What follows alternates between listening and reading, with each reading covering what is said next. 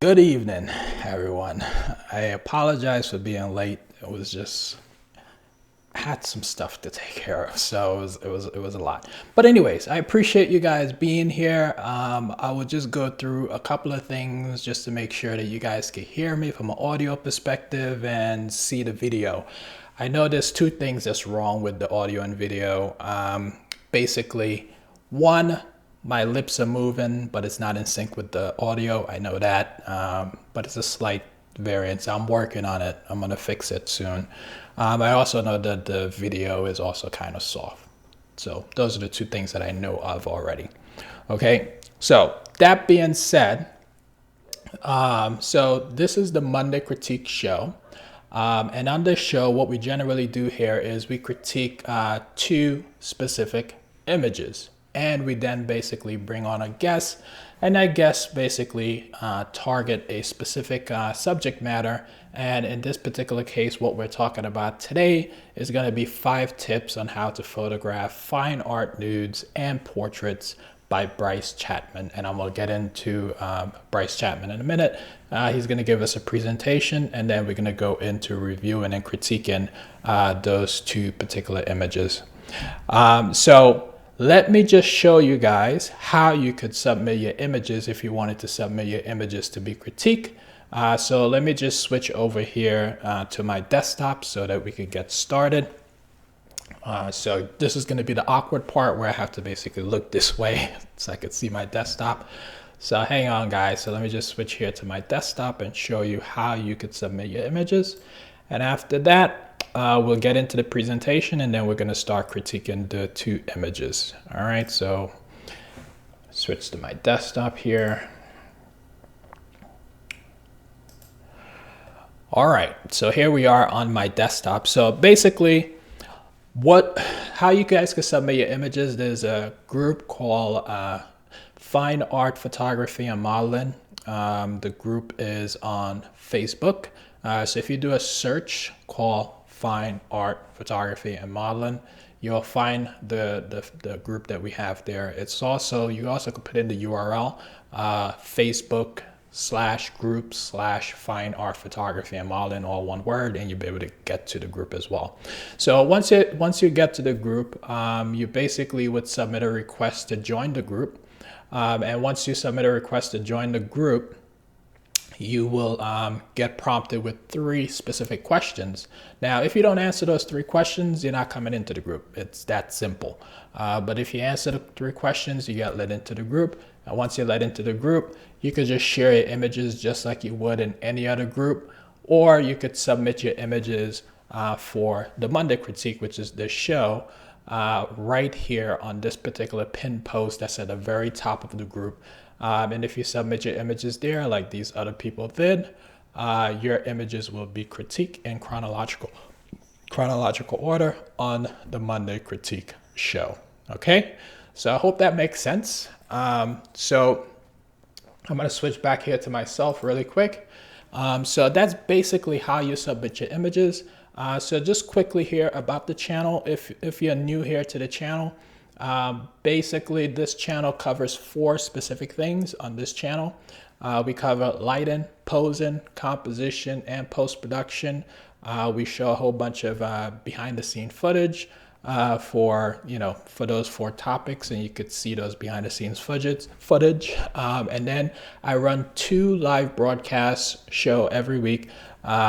This one that you're looking at right now, which is the Monday Critique, and also do another live broadcast is called Talking Business, where we sit down with a real business owner and talk to them about how they operate their business. So join me tomorrow, which is going to be Tuesday at 8 o'clock at the same time.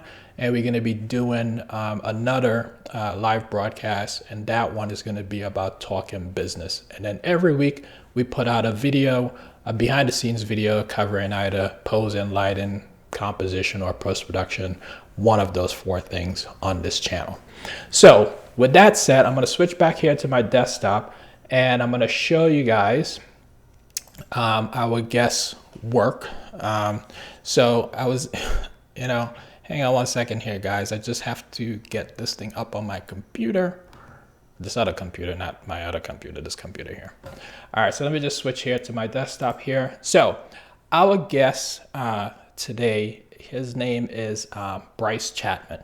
Now, Bryce is 27 years old, right? And this dude has an amazing eye when it comes to capturing fine art, nude portraits, and just portraits in general. He has an incredible eye when it comes to light. I think this is like the only person that I saw like in North Carolina. When I see his images, I'm like, okay, I need to step up my game. You know, when I look at this images, is that amazing. So he basically started off his photo journey using shoebox. He's gonna have to explain what that means to me, because I never use a shoebox. He's gonna have to explain that to me. And he uses a lot of film, which I personally never shot before. So it's interesting to see that, you know, in this day and age where everybody is talking about all the latest digital grade and whatnot, you know, this dude does some amazing work with just film. So let me bring him up here. Let me set up my screen so I can put Mr. Bryce Chapman on with us. Hang on, let me get him up here. Sorry guys, this is what happens when you're doing this all by yourself. Okay, so here we go.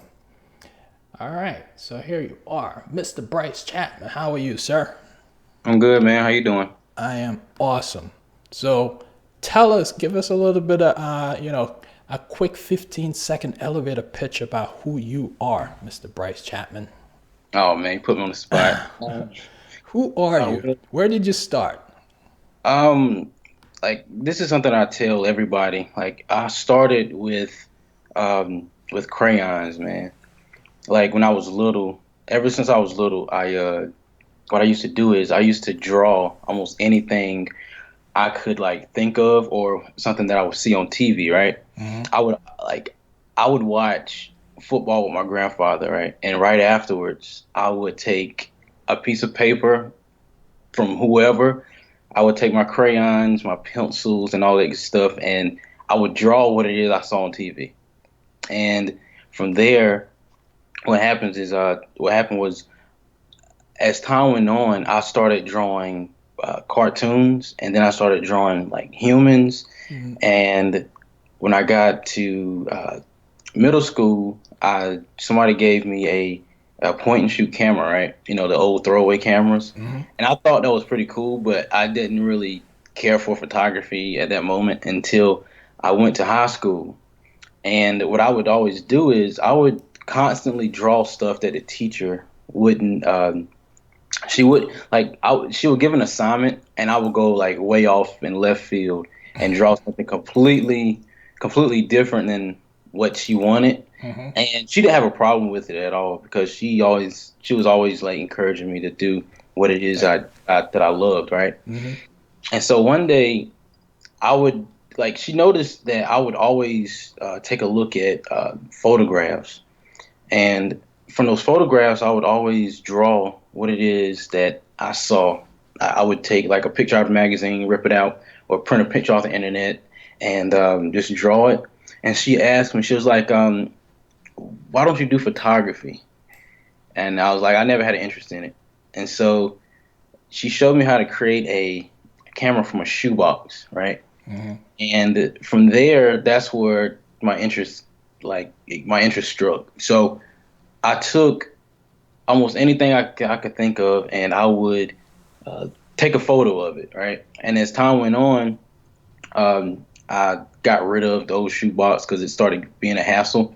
Because it was actually it's a pinhole camera, Okay. and basically you would have to like if I remember correctly, you would have to like let light in inside of the shoebox for like a long time, and then you'll get your exposure and all that good stuff. But but no, enough of that. But like as time went on, I went to school, and I know this is longer than 15 seconds, That's okay. but I went to school for graphic design, and during the time I was in graphic design, um, I was still doing photography, but I took like a little, like I took like a elective class Hmm. that kind of like really put my sights back onto photography. Okay. And yeah, man, it's from there I started reaching out to a lot of different people. Like they pretty much ignored me, except for a few, Hmm. and they pretty much put me on the course that I'm on now. So yeah, that's my 15 seconds, man. Well, that is, I mean, that's an interesting story, my friend. I never shot, and thank you for explaining what that shoebox was all about because I had no clue. Given that, I didn't come from a traditional, photography background where I was like educated on how to properly compose images or anything like that. No one ever really taught me. Like I never really sat in any school or anything like that for people to show me how to do this stuff. It was mostly trial and error, looking at other people work, and a whole bunch of tutorials online. Yeah. And Yeah. I'm still still evolving, still learning. So that's when I see work like yourself. I was like, yeah, there's a lot of learning that I still need to do. And Man, I'm I'm I'm still learning to this day, man. I think that's something that every photographer, I don't care how long you've been in the game. I don't care if you've been in the game for like 30, 40, 50 years. Everybody's still learning because things change every day. You know what I mean? yeah, So, I totally, yeah, I totally know what you mean on that, man. Because it's a journey. It's definitely a journey. So I'm going to switch here. So I appreciate you giving us that background, and I'm multitasking here, listening okay, and cool. multitasking at the same time. But I appreciate you giving us that background because I think as we go through these 5 tips on how to shoot fine art nudes, I think people will get a better appreciation of the fact that, not only the fact that you're 27-year old, but you're creating like this amazing work with. And I'm interested to know if all of this is with film or is a combination of film or digital, but It's it's a mix. it's a Like mix. some of those, a majority of it is digital, but there's a few that's film.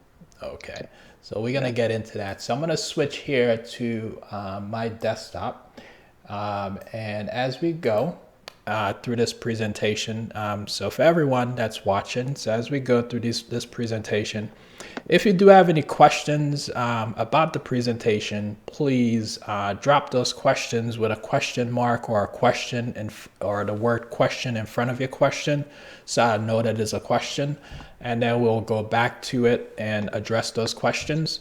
But we're going to go through this presentation, and as we go through this presentation, obviously we have some dialogue around it.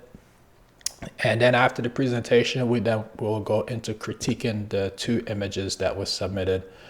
So I hope you guys got a lot of information from it. I'm ready to sit down and learn some stuff about this because personally, I haven't shot any fine art nude portraits myself. So I'm interested to hear a lot of this information myself because when I do venture into this area, I want to make sure I venture in it properly because this is a very, very delicate subject, obviously. So let me switch over to my desktop here, and I'm on the very first slide. So Yeah. take it over, Bryce.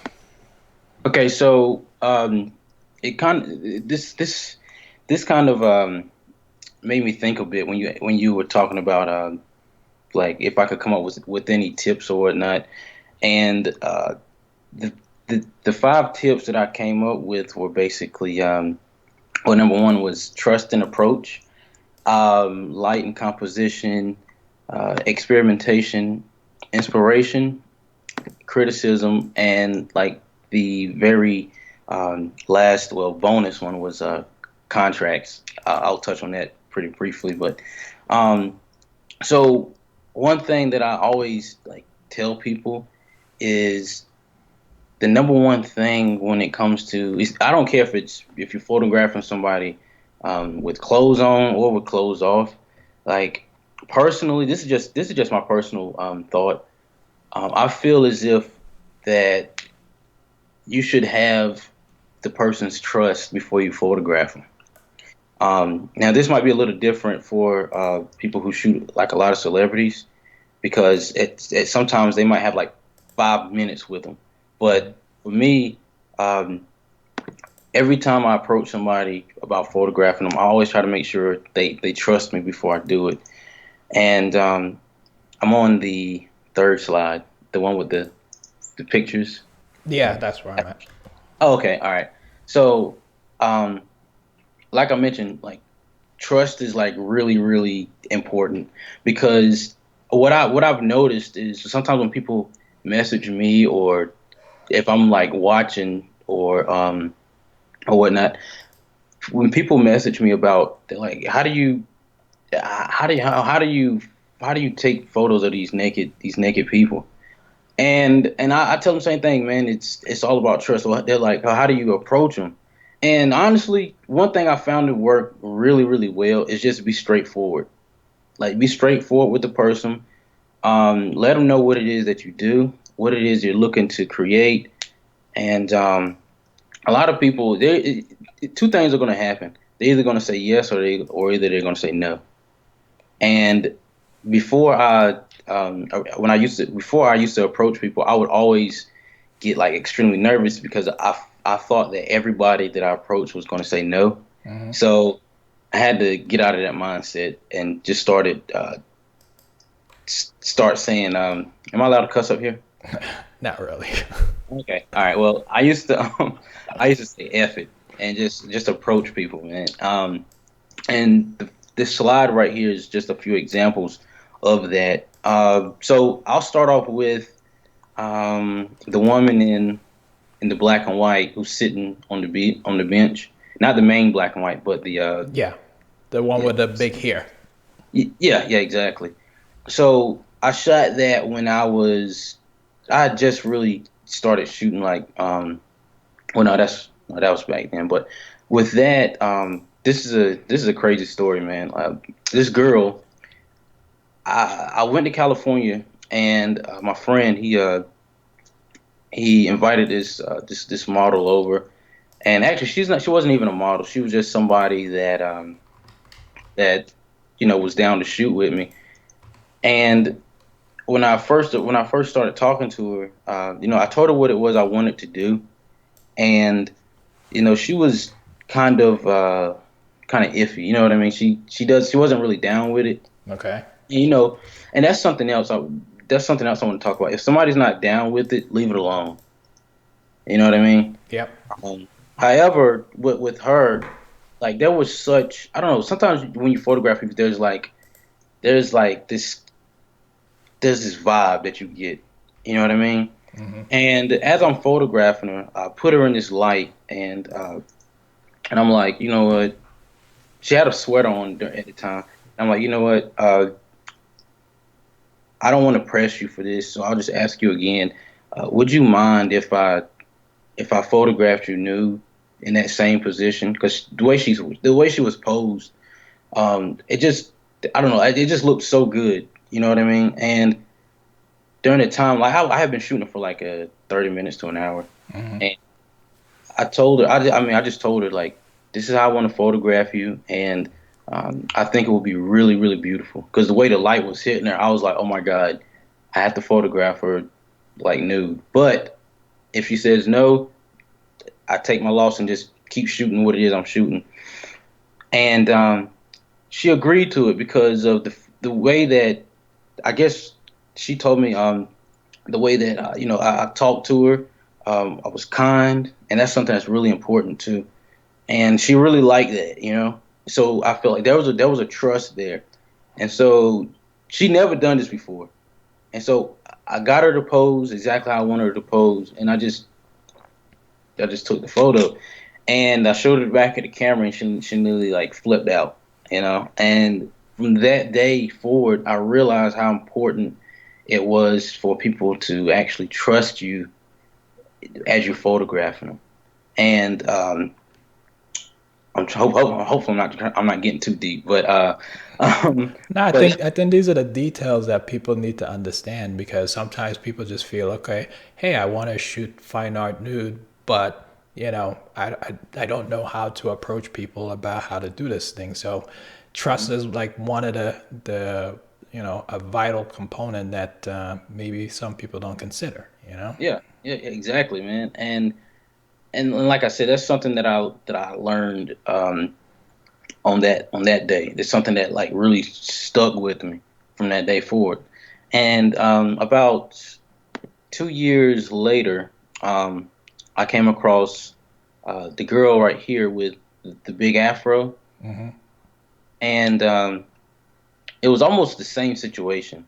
I was photographing her. I mean, there was like it was such a strong vibe, and I just asked her. I was like, because at first she told me, hey, look, I don't really want to shoot any nude stuff. She said, I love what you do, but I don't think it's for me. So I was like, okay, cool, because the stuff I was shooting with her, again, it was beautiful. I mean, she's a beautiful girl, anyways. But what winds up happening is I'm photographing her on this this stool that she's sitting on, and the light is hitting her.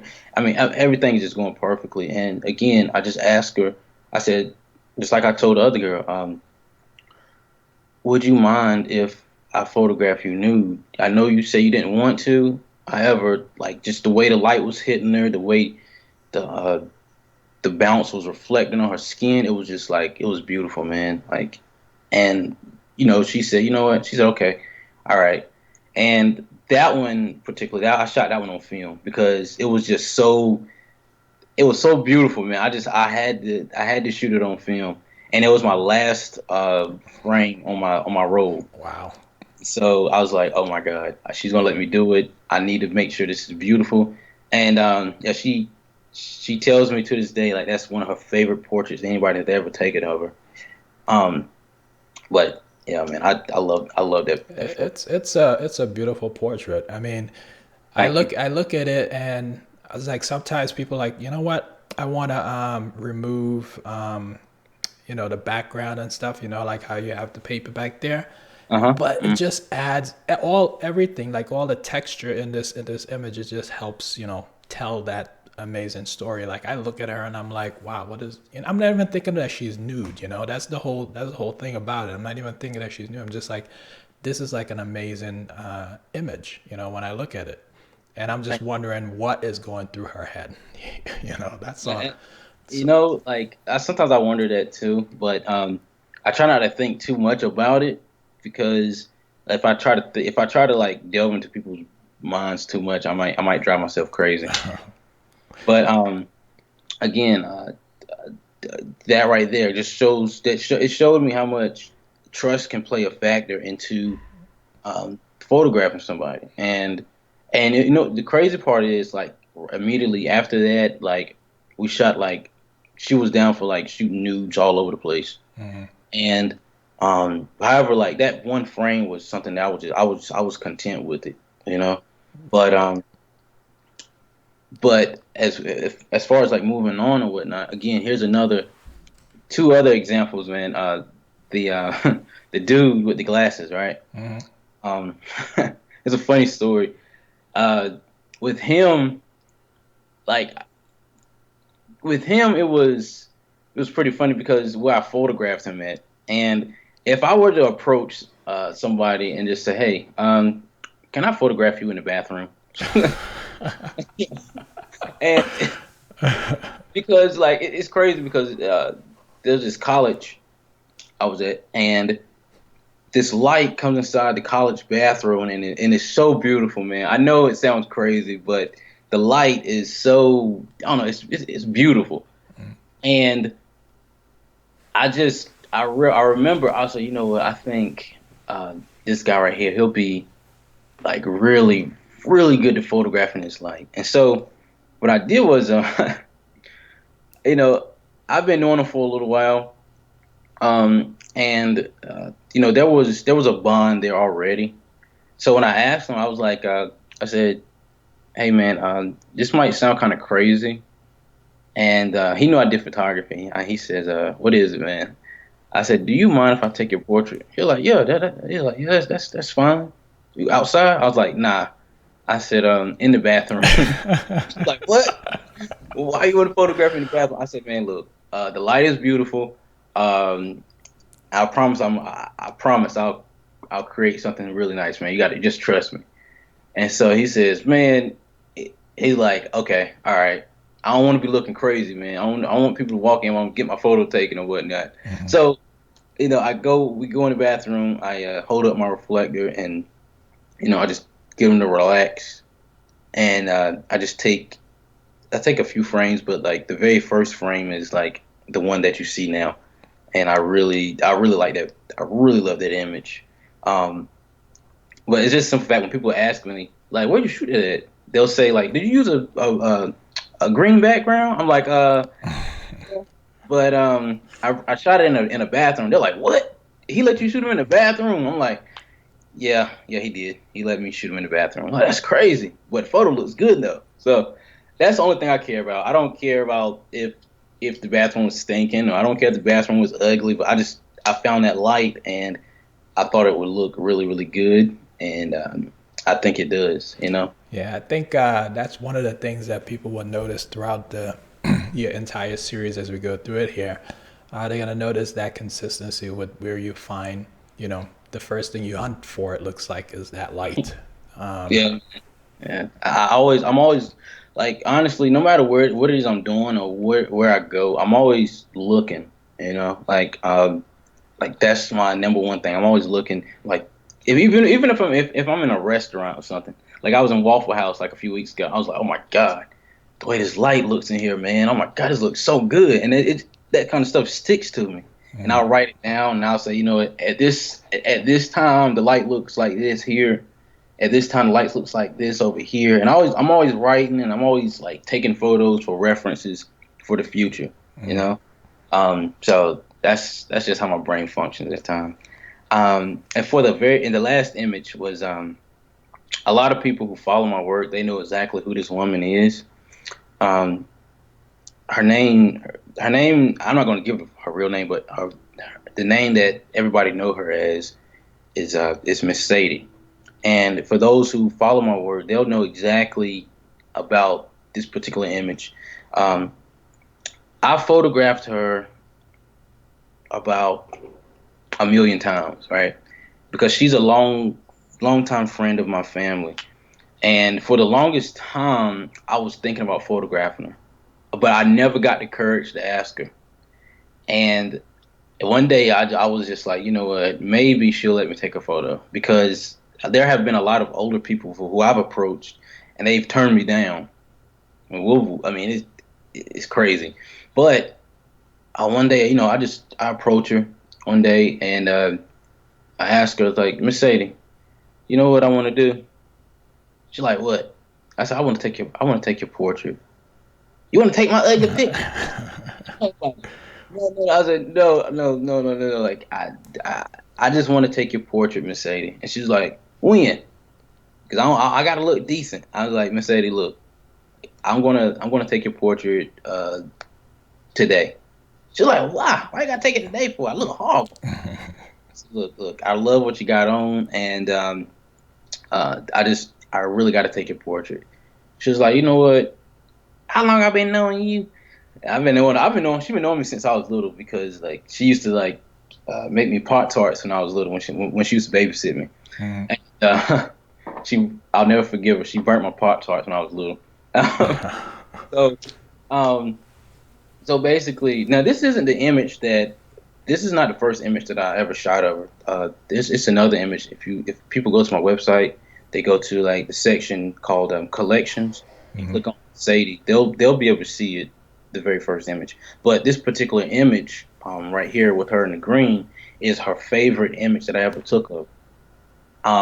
There's a video I posted a while back where I presented that image to her, Mhm. and um, she kind of like squealed with joy, and she hugged the image, and I don't know, man. It's just like just seeing her face light up and just hugging the image and just knowing that there has been a bond with me and her for such a long time, and the bond has even gotten stronger after taking her portrait. I mean, it just I don't know, it does something to you, man. And going back to what I mentioned earlier, trust. Like if she didn't trust me, I don't think she would let me take that photo. You know what I mean? Yeah, Um, then that's an important quality. Like, it went from you want to take my ugly picture to, she's squealing at joy when she's seeing her image. yeah, man. And I think that would pretty much seal the deal about our bond right there, man. When she squealed, and she still has it hanging up in her house too. Yeah. Like she every time I go, if I go to her house, she'll always point to it, and she'll say, "Look at me, don't I look good?" You know? So that's I don't know, man. It's just I'm at a loss for words, man. I just really I love that image. It's one of my favorites, and I love Mercedes to death. And afterwards, almost every time I take her portrait, we always have a shot of whiskey or something. You know? So, yeah.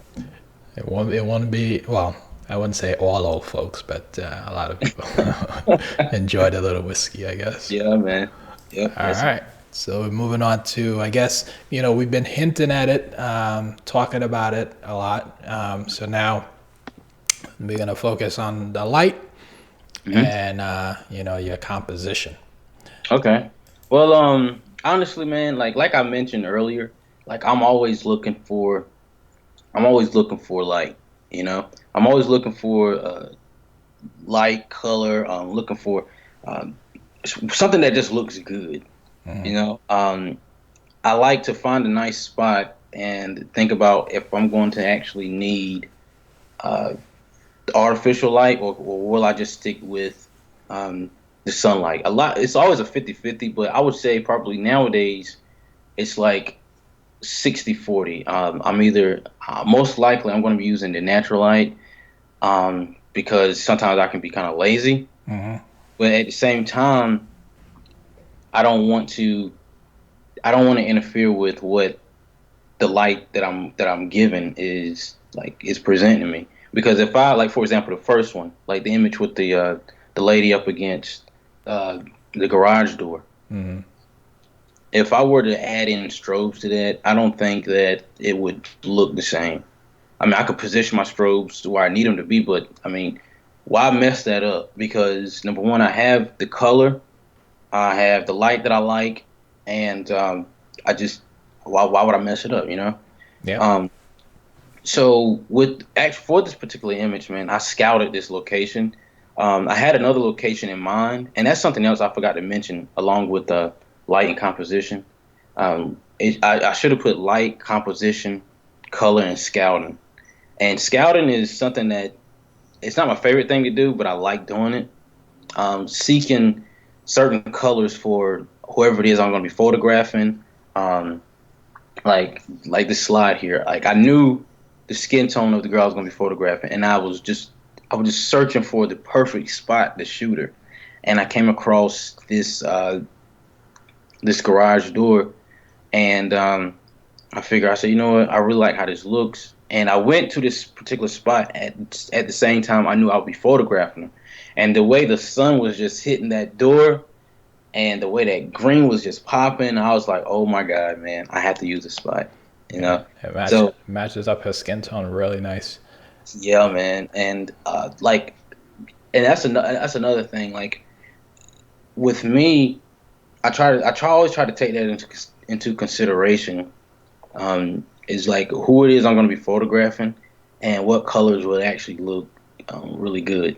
You know, um, and that's something that I think a lot of people would think about that, but some people just don't, and I, I'm one I, of them I who think do. you just hit the nail on the head there with respect to most most of what I, including myself in this whole conversation, is that I would, say, hey, look, I want to go take a portrait of someone, right?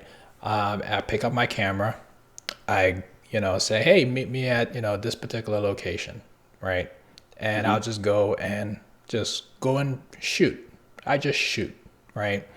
Hmm. And there's no forethought into, the location. There's no forethought into the lighting that's going to be there. I just go out and go to the location and just try to create something. Okay. Okay. Hmm. And the things that you outlining, I think a lot of the photographers, including myself, don't do, right? Scout, figure out what lighting situation is going to be there, figure out how to, the color contrast with your subject, or, whether it will be a nude subject or not, figuring out all those things together. You know, styling. I think Irene was on the show last week, and she mentioned styling, and style. I mean, obviously, with respect to news, I guess there's really no styling per se, but you still have to include all of those things, even way before you even take the picture. And I think a lot of people just pick up their camera and go shoot. And not necessarily think about all these things that they need to tick off the list before the picture is even taken. And the thing is, like, just picking up your camera and going to go shoot. There's nothing wrong with it. So I don't want people to think that I stray away from doing it, because sometimes the spur of the moment, like spur of the moment portraits happen a lot for me sometimes. But I always try to, like I mentioned earlier, I always try to make sure I have a somewhat of a clear idea of what it is I'm about to be creating. You know, hopefully that makes sense. No, it does. It absolutely does. So let's move on to the next slide. Okay, so as far as like these three images, it is the image with the girl with the tattoo, right? Yeah, the girl with a tattoo and the young lady in the left hand side, and then there's another young lady in the top left. Okay. All right. So I'm gonna speak on the top left with the girl with the curly hair, Mm-hmm. and a lot of people who follow me, they'll know exactly who that girl is. I met her about back in 2016, and I have been wanting to photograph her for like a long time. And I would always tell her, I say, you know what, I really want to photograph you. And this goes back to like the whole trust situation. Mm-hmm. And she's like, why you want to shoot me for? And then like she used to model and whatnot, but like it wasn't. I don't think it was stuff that I would be creating. Mm-hmm. But she started doing photography and whatnot. But like I was just fascinated with just photographing her. And so one day she says she shoots me a message and she's like, you know what? Um, I've been following your work for a little while now, and you know what? I I'm gonna let you do it. I'm like, what are you talking about? She said, I'm gonna let you photograph me. I was like, yes. Immediately, about a few days later, we link up and like we create some beautiful stuff. And if I say so myself, however, there was this one time where we linked up, and basically what happens is when she shows up, my light isn't the way I thought it would be. It's like extremely harsh, and I was getting frustrated. So I thought back to like the times where I would actually use harsh sunlight and just use it to my benefit. And in this case, it did work to my benefit. Well, it did work for me because the way the sunlight, I positioned her in an area where the sun was pretty harsh, but like just the way the sun was showing, it didn't really bother me. So that's something else I wanted to touch on. Is like some people, they have this rule of not shooting at like 12 o'clock in the afternoon Mm-hmm. because of the fact that you might wind up with raccoon eyes, or you might the light might be way too harsh, and that's totally fine. But sometimes what I like to do is I like to see what I can do with it with the harsh sunlight. And in this case, with her, I think it came out pretty nice because I have a beautiful blue background. I mean, the sun is hitting her hard, but I mean, like I said, it doesn't bother me. And also another thing that I get people to do sometimes, especially when the sun is harsh, I always get them to close their eyes for the most part and like just tilt their heads up a little. Mm-hmm. So that way, when they tilt their heads up, the sunlight won't be like over on top. Well, they won't be coming from the top. It'll just be like this. So that way, their face is in the sunlight. Um, and it kind of worked up to my benefit for that particular image. Um, So yeah, man, like that's I have like a million images of her. I love photographing her. And most people, like I said, who follow me, they know exactly who it is, and they know like she is like one of my gems that I love photographing. Um, so moving on to the next two slides, not next two slides. I'm sorry, the next two images. Oh, nice. The image with the girl with the tattoo and the Mm-hmm. blonde lady right here. Now these two, they're actually friends, and uh, this apartment that I'm in is actually the lady with the blonde hair apartment. And I have been wanting to photograph them for a little while as well because number one, the girl with the tattoos, oh my god, her ink Yeah. is insane, man. Like when I first came across her, I was like, you know what? There's so many people I want to photograph with. I gotta photograph you one of these days. So one day we finally made it happen, and the lady with the blonde hair, she's also a photographer as well. She let me she let me use her apartment, uh, and basically what happens is this is her bed, and I what I did was I brought my own sheets. Right, I had an idea in my head. I didn't know if it was gonna work, so I put the sheets down because I really, if you can't tell, I really like green. Um, and so what I did was, as far as this goes, like this isn't this both of these images, they're not natural light. Mm-hmm. Some people might not be able to tell. Some people might can tell right off the bat. But what I did was I stuck one strobe on the outside of the window Mm-hmm. and try to mimic the sunlight coming in. And the way I positioned the girl with the tattoo is I just had to move her a little bit after taking a few shots just so like all the light would be the majority of the light would be shining on her tattoos. And that's something else. Some people would just put her on the bed and just shoot, Mm-hmm. just hope for the best. However, like when I shot that, I knew how I wanted it to look, but just minor tweaks made it look that much better, you know. And I think that's something that some people tend to forget because sometimes when I see people shooting, they'll just shoot just because the subject is there, and they don't really move they don't move the person around, they don't move the light around because with my first frame the light was like it was way off, so you know just a little bit maneuvering made all the difference, you know. And that's something I wish more people would like think about when they're actually shooting is moving stuff around until you get something that looks good. All right, but you know what looks good might be different to somebody else. But I thought that actually looked pretty good. It did. And the same thing, I shot them in the same room. However, I switched the light up. I switched the way the light was with the woman in the blonde hair because I really wanted that light to like beam on her blonde hair and also give off a give off a light on the wall. You know, just to add to it because I didn't really like how it looked at first because there wasn't anything on the wall. It was just like a plain wall, and I didn't like it. So you know, it just switched up my light a little bit, and it gave me something that I really really liked. Um, It's but pretty. It's a pretty. I mean, these are three great images here, and I think the image of the young lady with the tattoo and mhm. the image, the blonde. You know, initially looking at these images, I would have never thought it was, you know, strobes, Oh but man, oh, you know, that's the testament. That it doesn't really matter what you use in here because it seems like it just matter how you use it, right? So exactly, man, exactly. Um, so these are these are some great collections here. Thank you, thank you.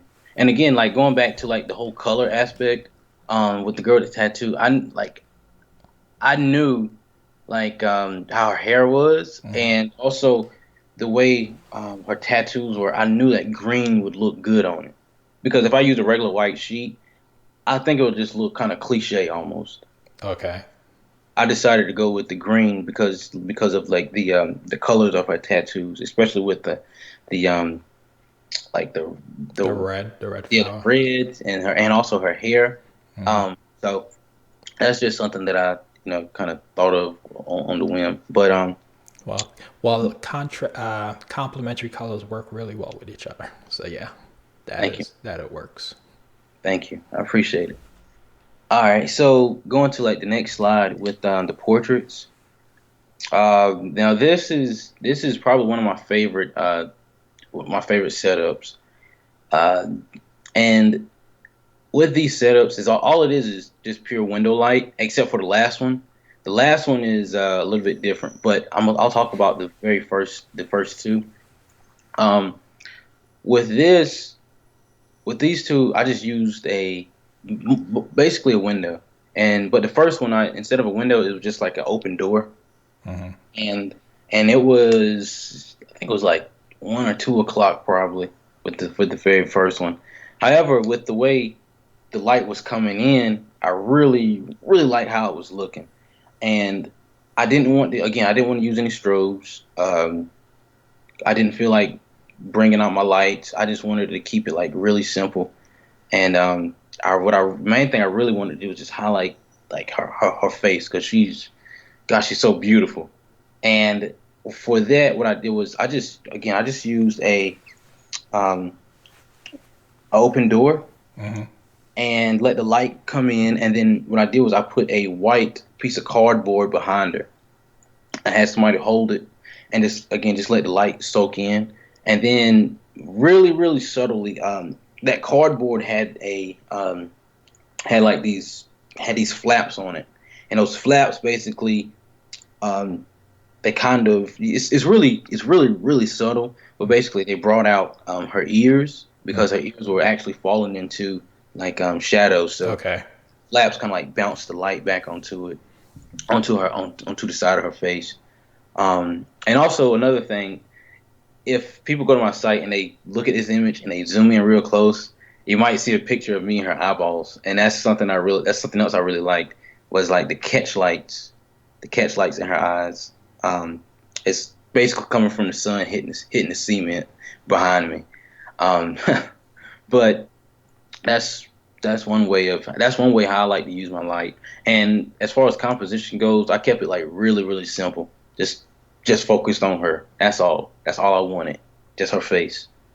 I didn't want anything else. So one source of light coming in from the door, Mhm. using and just basically using a reflector of sort, which is that cardboard, the white cardboard, to help Yep, fill in the shadow. So yep, exactly. there you And go. yeah, Very man, cheap. Very cheap. yeah, that cardboard literally cost me a piece of like $1, man. That's all it cost me. Um, and as far as the next one, it's literally the same exact setup, except for she's actually in front of a window. She has black a black piece of cardboard behind her, and this one is actually on film as well. This is on film, and if you take a look on, I think it's her right hand side, you can see there's a little bit of highlight, and that comes from a cardboard because the right side of her face is a little bit more highlighted than the left hand side, and with that, it didn't really bother me because with her, um, well, I don't care what kind of light I put on her, it was just like it I can't even put it in words, man. Can can She's can I just say that I've been trying to get in touch with her to shoot her for a while, and she bloody left North Carolina. So yeah, man. I was like, man, Yeah, damn. she done signed with two major agencies, man, and Yeah. she's been traveling abroad and whatnot. I was so happy um when I got the opportunity to photograph. I done photographed like 5 or 6 times, but getting in contact with her was kind of tough. But Tell me about I it. yeah, man, and because a lot of people hit me up, they say, hey, "Is there a way to get in contact with her?" I'm like, "Yeah, you got to email her or message her or something." But since then she has been signed and she done moved out. She's back and forth, New York, Miami, Yep. and all over the place now, man. So I guess I somewhat lucked up, you know. Also, before I don't want to get off subject, but like with this particular image, um, and this might be something that everybody, most photographers would know. When it came to her, I automatically knew exactly how I wanted to shoot her because of her blonde hair and her skin tone. So what I wanted was, again, something extremely simplistic. So I put a black piece of cardboard behind her because I knew that would contrast right off the bat, and a simple light, simple window light, because I knew that would give off a really really nice catch light in the eyeballs, Yeah. uh, and just had the light mostly even. And because the way the light was coming in that particular in that particular room, it was pretty even in my opinion. And so I didn't really have to use much of nothing, just that black piece of cardboard and a little white piece of cardboard, and that's basically it, man. Um, yeah, and I like the image. Um, the last image, however, was kind of different. If as you can see, like you can see where the light is coming from on the Camera left. exactly camera left, and this one is on film as well. And this girl, she is. I've been knowing her for a while, and one day she came down to visit for my birthday, and every time we link up, I always take a portrait. No, I don't care what it is we do. Like I always take a portrait because again, going back to trust. There's that trust that we have. I don't care how long you know the person. I don't care um, what it is that you're doing or what it is that oh, I don't want to get off subject, but basically there's a trust. There's a Hmm. trust there, you know.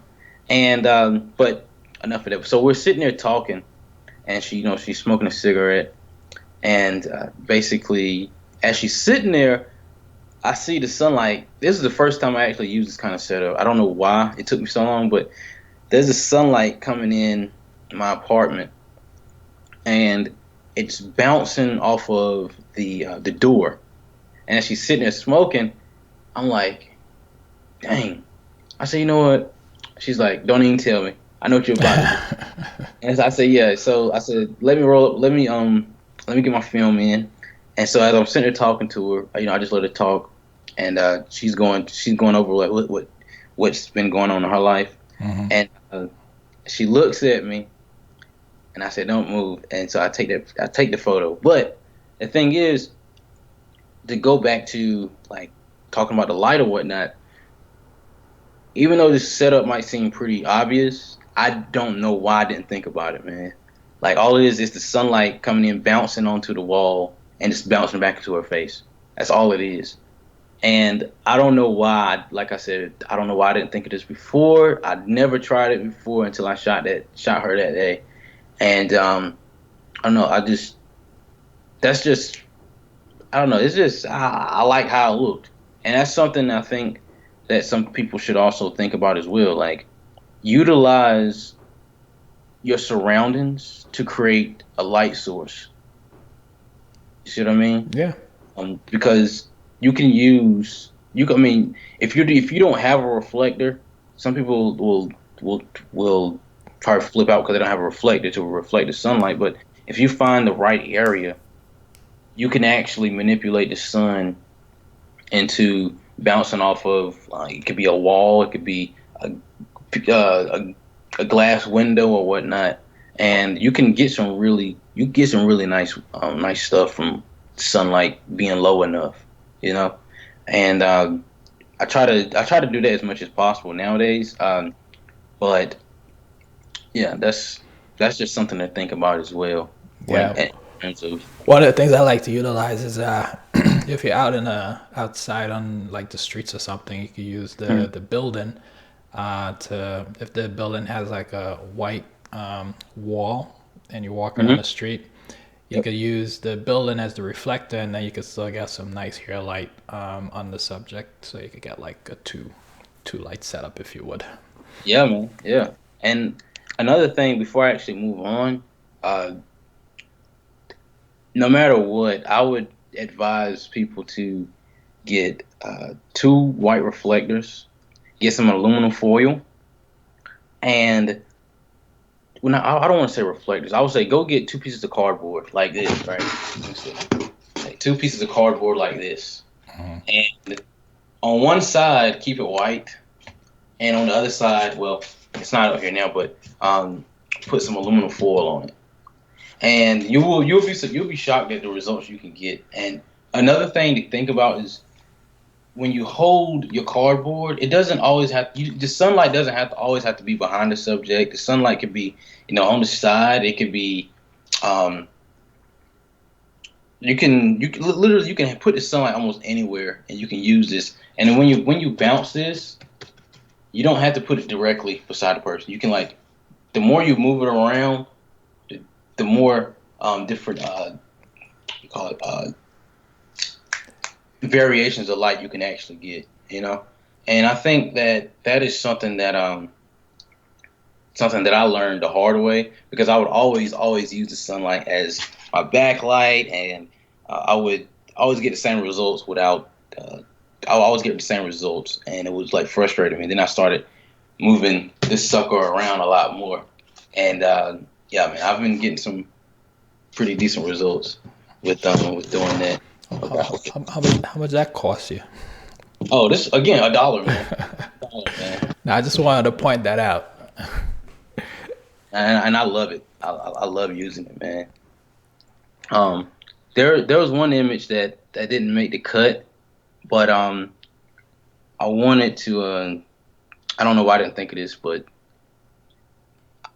I'm going to just tell you about it anyway. There's this one portrait that I took of somebody, and what happens is, I didn't have a reflector on me. Mm-hmm. Well, I didn't at the time, and the reflector that I used was an 18-wheeler. An 18-wheeler had a big chrome tractor, had a trailer to it, right? Mm-hmm. And I basically used the trailer as my reflector for a portrait that I took. If they go to my website, go to portraits. The very first portrait. That's basically that's the image I'm talking about. But yeah, that's one way to use your surroundings. But that's I don't want to talk on it too much. I know. Yeah. We might be pressed for time. I'm bringing it up. Is the young the elderly gentleman, right? The one with the blue shirt. I got it up. Okay, gotcha. Awesome. But yeah, like that one, I used just the sun and reflect the chrome reflector. However, I did realize that I had a reflector in my car, Mm-hmm. so I got his friend. I got his friend to actually hold a reflector to the side, just for a little bit more feel like. And yeah, man, it's probably one of my favorite portraits that I've taken thus far. But all right, so yeah. And then back to the presentation. Yeah, right. So I'm gonna go to the next slide. Okay. So experimentation. As far as experimentation goes, man. Sorry about that. I'm gonna put myself on mute. I'm not sure who's at my door. Okay, it's cool, man. All right, so as far as experimentation goes, I would say that is something that I really, really like doing. I really love experimenting with different things. So in this slide, the two images, the cold images, it came from experimentation. And basically, with the first image, the model I was photographing, I photographed her quite a few times, and I wanted to create something different, but I just didn't know what it was I was going to create. And I got her to stand in a certain pose that I really, really liked, because the way the light was falling, it really showed off like her body in a really, really flattering manner, and I really, really liked it. And so the final image from like my raw file, I loved it, but it was something missing. And what I decided to do was I started to think about the things that kind of like scared me the most, right? And one of the things that scares me, this is going to sound so stupid, but something that really scares me is being alone in the ocean. I've I've never been alone in the ocean in my life. It's just something that happens. I always think about it because of a picture I used to see when I was little. And so I was like, you know what? What if I could take that fear and translate it into an image? And so what I decided to do is I started just again experimenting with the whole idea. And what I wound up creating was a series of images with her in it. Mhm. And for those of you for those who follow me on Instagram, they'll know what I'm talking about. I asked people like what they feared and what they thought, like what did they think of when they saw this? Like when I would ask them what it is I feared. Some people came close, but it basically was uh, me being alone in the water. And I know some people might say, "What the heck?" But it's just me thinking about that. Just gave me the idea of how I wanted it to look. And so this is the final image that I got from it. And honestly, man, I wouldn't have been able to create this without experimenting with other imagery that I have on deck. And I just experiment around with the composition, the different types of water that I had, the I don't even know if they like big rocks, icebergs, mountains in the background. And when you say you had, you mean like these are images that you had in your collection that you just put together to create this final look? Yeah, yeah, yep. Like the image that the water that she's standing in is a plate that I shot probably a few months before I actually took this image. Um, I think yeah, because whenever I go to certain places, I always take images of whatever it is around me that I might wind up using later on. You know, um, and the same thing goes for like the image to the right. Again, experimentation. Um, Now this doesn't have anything to do with my fear. I just really liked the whole aspect of trying to create more cold and create something that's more somewhat like a fantasy, you know, Yeah. that has a feel to it. And also, I love dinosaurs. So look, look in the background of this image on the right. You'll see a pterodactyl flying, and then you'll see a brontosaurus. Was it brachiosaurus? I can't remember. But in the background, you know, most likely in those eras, they probably wouldn't be in like this super cold weather. But who cares, man? I mean, You're I, creative, right? It's art. exactly. And that's what I wanted, man. I just wanted to experiment to see what it is I was able to create with the model that I shot. And she's actually a fitness competitor. And again, I reached out to her, and I got great images with her. However, there was one image that I just wanted to see what I could do with it. I love the final raw file, but again, that experimentation bug just kicked in, man. I'm like, I got to create something different. I have to because I'm not happy with what it is I created. So this is this one of the images that I got from it. You know. So for the folks that's asking if this is a composite, the answer is yes, it was. No, man, this is a composite. I went back in time. What are you talking about? No, yeah, you have to let them believe that, right? No, Yeah, it's a exactly, it's a man. it's a collection. Yeah. But you know what I would say, you have to have like just like you said, you have to have a vision to begin with to put it all together. Yeah.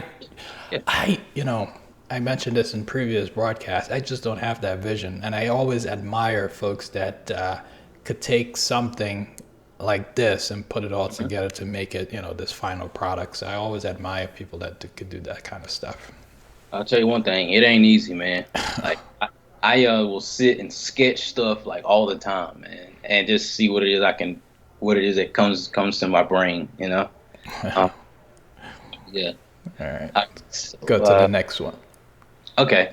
All right. So, the first one with the cloud over her head, I have no idea how the heck I even thought of this. Uh, well, actually, that's a lie. So, I was actually inspired by, um, what is it? Oh God, the name just slipped out of my head, man. Oh my God. Oh, there is this fascination that I have with simplicity, man. Like I love simplicity, and also as far as this goes, um, if you can't tell, I like clouds too.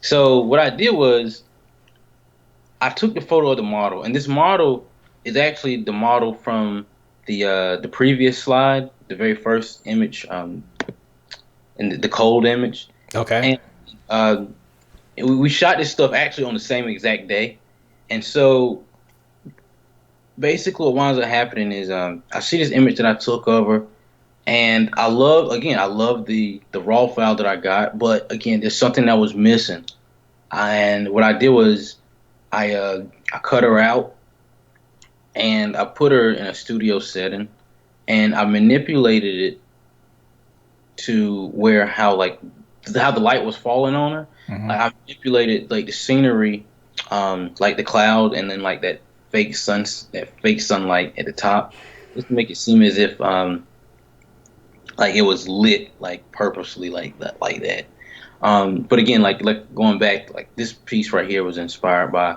like the clouds for the most part because I don't have a lot of work with clouds, but I will tell you, man, clouds fascinate the heck out of me, man. Why I don't know, but they do. Um, but yeah, all right. So now the next thing for like experimentation, the first not first, but the image with the girl with with her face looking like she just saw a ghost or something. Hmm. That it kind of mixes in with the next thing we'll be talking about with the inspiration, but that particular piece was an experimental piece, and all main thing I experimented with was how could I how do I get expressions from people, you know, and for that I just talk to the person and just tell them what it is I have in my brain. Hmm. And I say, look, this is what I want. I want you to think about, I forgot what it was I told her. It was probably something stupid. I probably told her. And I just tell her, I want you to think about this and what would you do in this situation. And that was the face she gave me. And I immediately took that photo. And then I thought about, okay, how could I enhance this photo to make it seem as if um, there is a strong element of fear going on. Hmm. So again, I took it into Photoshop, and I made it extremely cold. I made it seem as if like there was some glass in front of her, like, get like the foggy breath and whatnot. Hmm. Um, and the funny thing is that piece was inspired by a video game. So but yeah. So again, experimentation, man. Like experiment with setting up scenarios for your models, setting up your lights a certain way, um, all that good stuff. And the next image with the girl who's actually looks like she's sick, that was purely an experiment. Like that's all it was.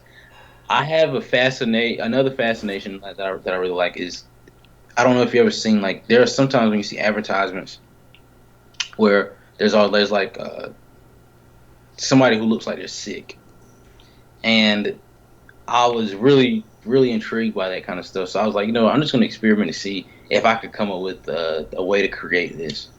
And so what we did was we went down to Dollar Tree, bought a bunch of tissues, and I just tell her because she's really good at expressions. I say, you know what? I want you to pretend like you're sick. Hmm. And so I stand up on a chair. I set up my fake bed. This is a it's basically a floor she's laying on. Hmm. I set up the fake bed. I tell her before I actually shoot her, bring her pajamas, and I just get her to pretend like she's sick, and like her expression, man, just like sold the whole thing, man. Like she literally made it. After it was all done, I thought she was literally sick. I'm like, yo, are you okay? She's like, yeah, I'm good, dude. Bounce But right back. yeah, exactly. So again, the whole experimentation was just I just went to Dollar Tree, got some tissues. I again I was inspired by different commercials and advertisements I saw, and I just wanted to create something that was reminiscent to the stuff that I saw, and that I just wanted to again get something a little bit different than what I had been shooting then. So then actually, as far as light goes, this is a two light setup. One light to the upper left that was shot with a standard reflector, and a softbox to the right, just for a little bit of feel. So I know I know we're not talking about lighting, but No, but it's something I'm sure that folks might be wondering about out there. So it's good that you mention it. gotcha. All right. So is it okay if we move on, or Yeah, we could move on. okay? I'll save my questions for then. Oh, okay. All right. So next thing is the whole thing Inspiration. about inspiration, Yep.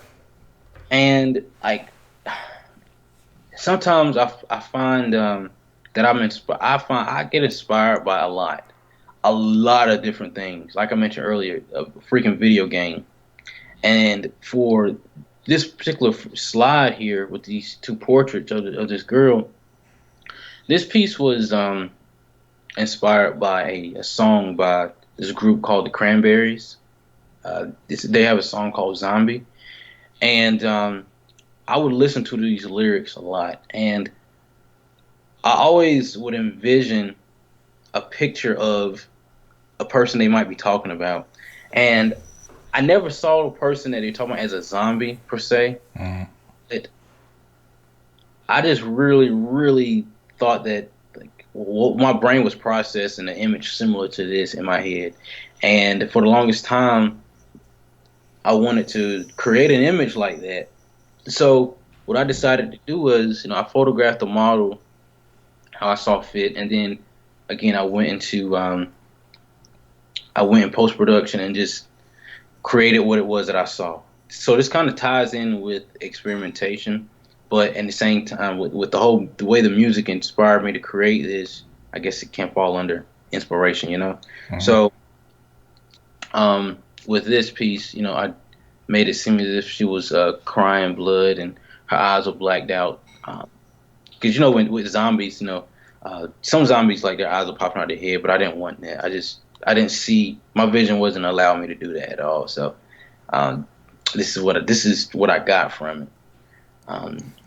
So yeah, man. And the colors were inspired by a mix of different things. I love greens. I love warm tones, and yeah. I'm sorry, I didn't mean to cut you off, man. Now I was gonna say these images are really great.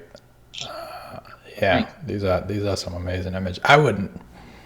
Like I said, I don't have the skill set to do this stuff in Photoshop, but I get so jealous when I see it. It's pretty good. Well, thank you, man. I appreciate that. And for those of you who want to know about the lighting, all it is one soft lighter to the camera right and a white reflector for feel on both of the images. Yeah. All right, so like the next slide, these three images, man.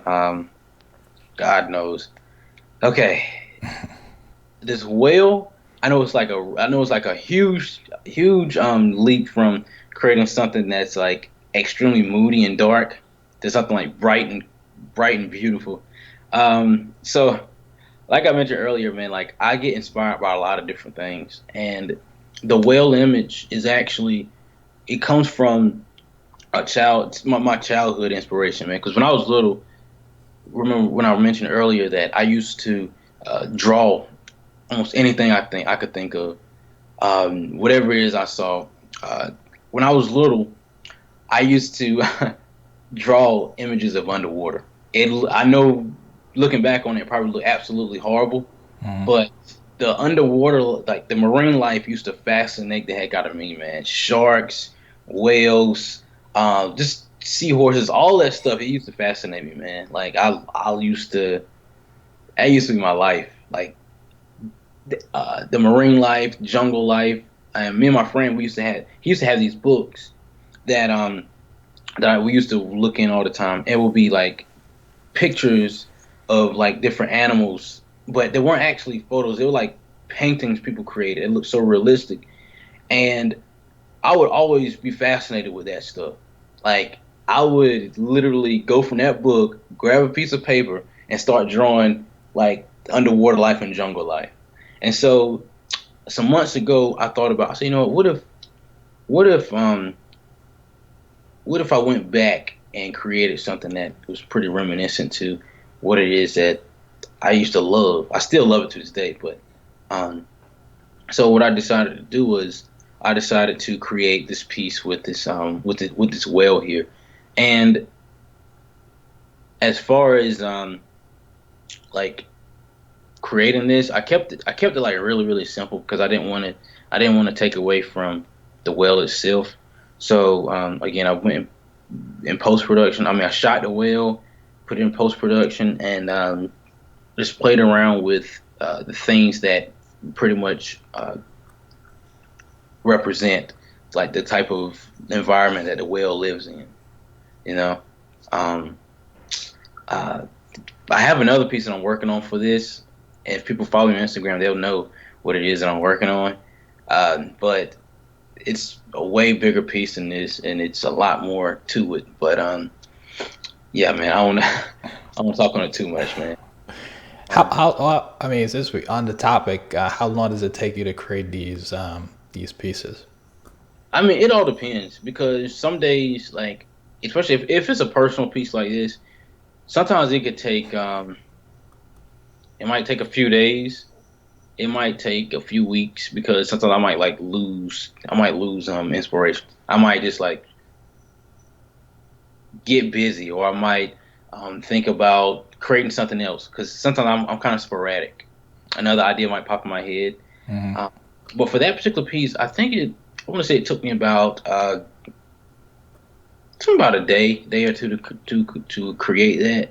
But the thing that took the longest time was thinking about how I wanted it to look because it wasn't going to look like this at first. But again, thought back about I thought about like the things that I used to really really love, and then I started adding extra elements to it. So, and some people might look at this like some digital artists might look at this like, man, that should take you no more than 30 minutes to do. Mm. But like I mentioned earlier, man, like I get distracted. Sometimes I just lose inspiration, and I'll come back to it later. But for this piece, I think what it was, I just got really really busy with other things. So, um, yeah. And now, moving on to the next piece, which is like this, the green looks like a shadow coming from the door. Look like an alien.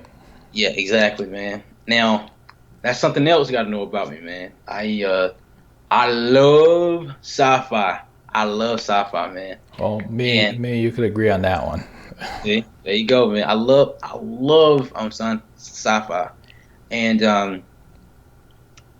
for the longest time, I wanted to create a series of images based on that love.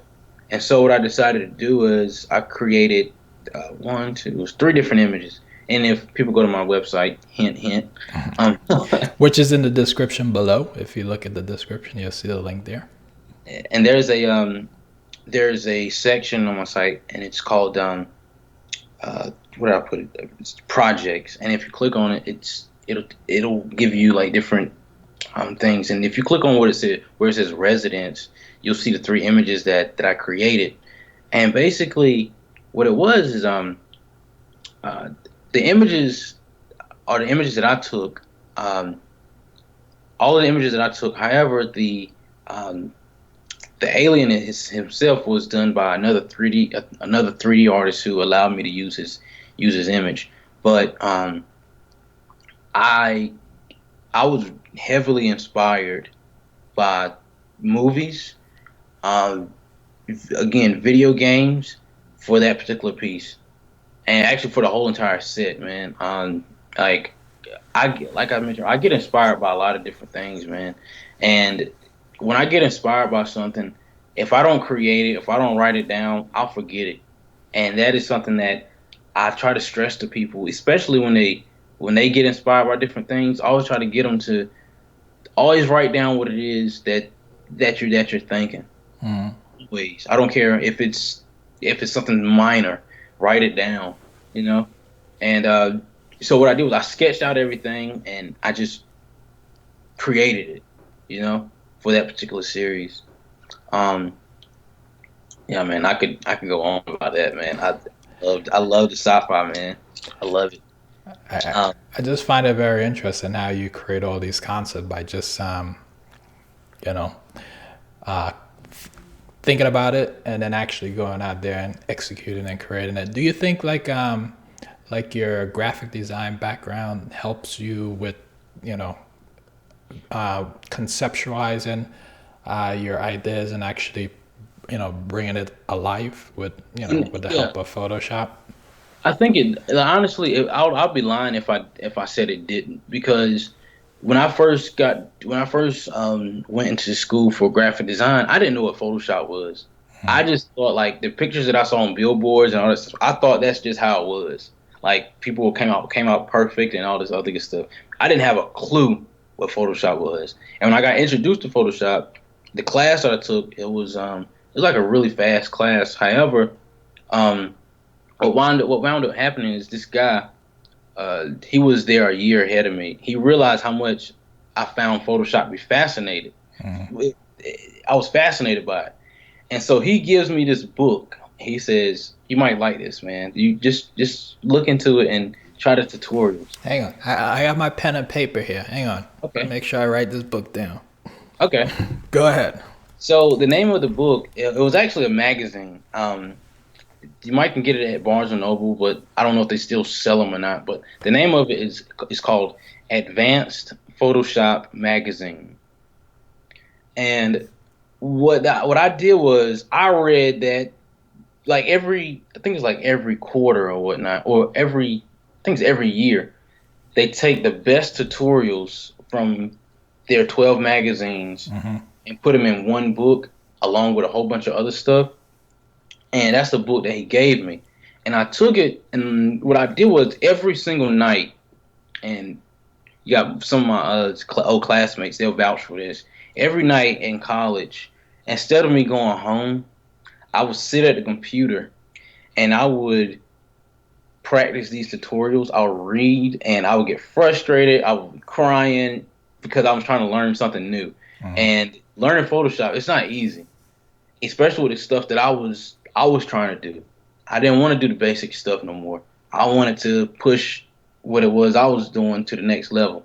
Granted, I'm nowhere near as good as like some of those other guys I look up to who know this program inside and out, but I know enough to create what it is that I want to create.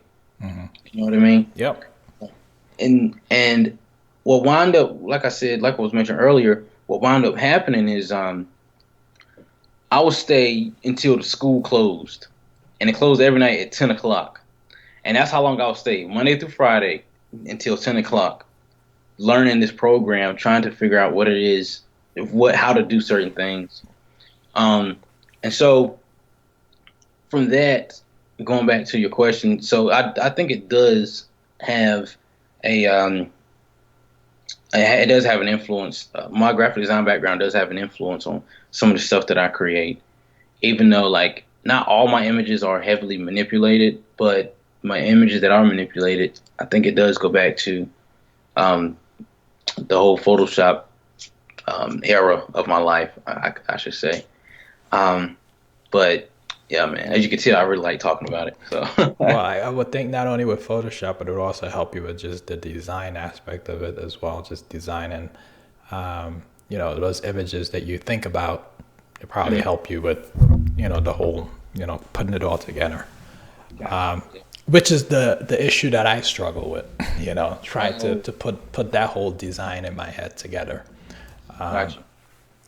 So, you want to talk about the one above, or you want to go to the second, the other slide? Oh, I could briefly talk about the one above. So the one above is basically it's kind of, it might be kind of tough to see because it's not like the full image. Yeah, I didn't. Yeah, Um, I had to crop it. Sorry, guys. Go to his website. You'll see the full thing. so for that one again, and the thing is with that, it's really really simplistic. Um, for this particular piece, I was. This might seem kind of crazy, but there's a video game called Uncharted, and there's a there's a few things you can do in that game, and one of the things that you could do is actually look at like how the characters are and the way they have the characters set up.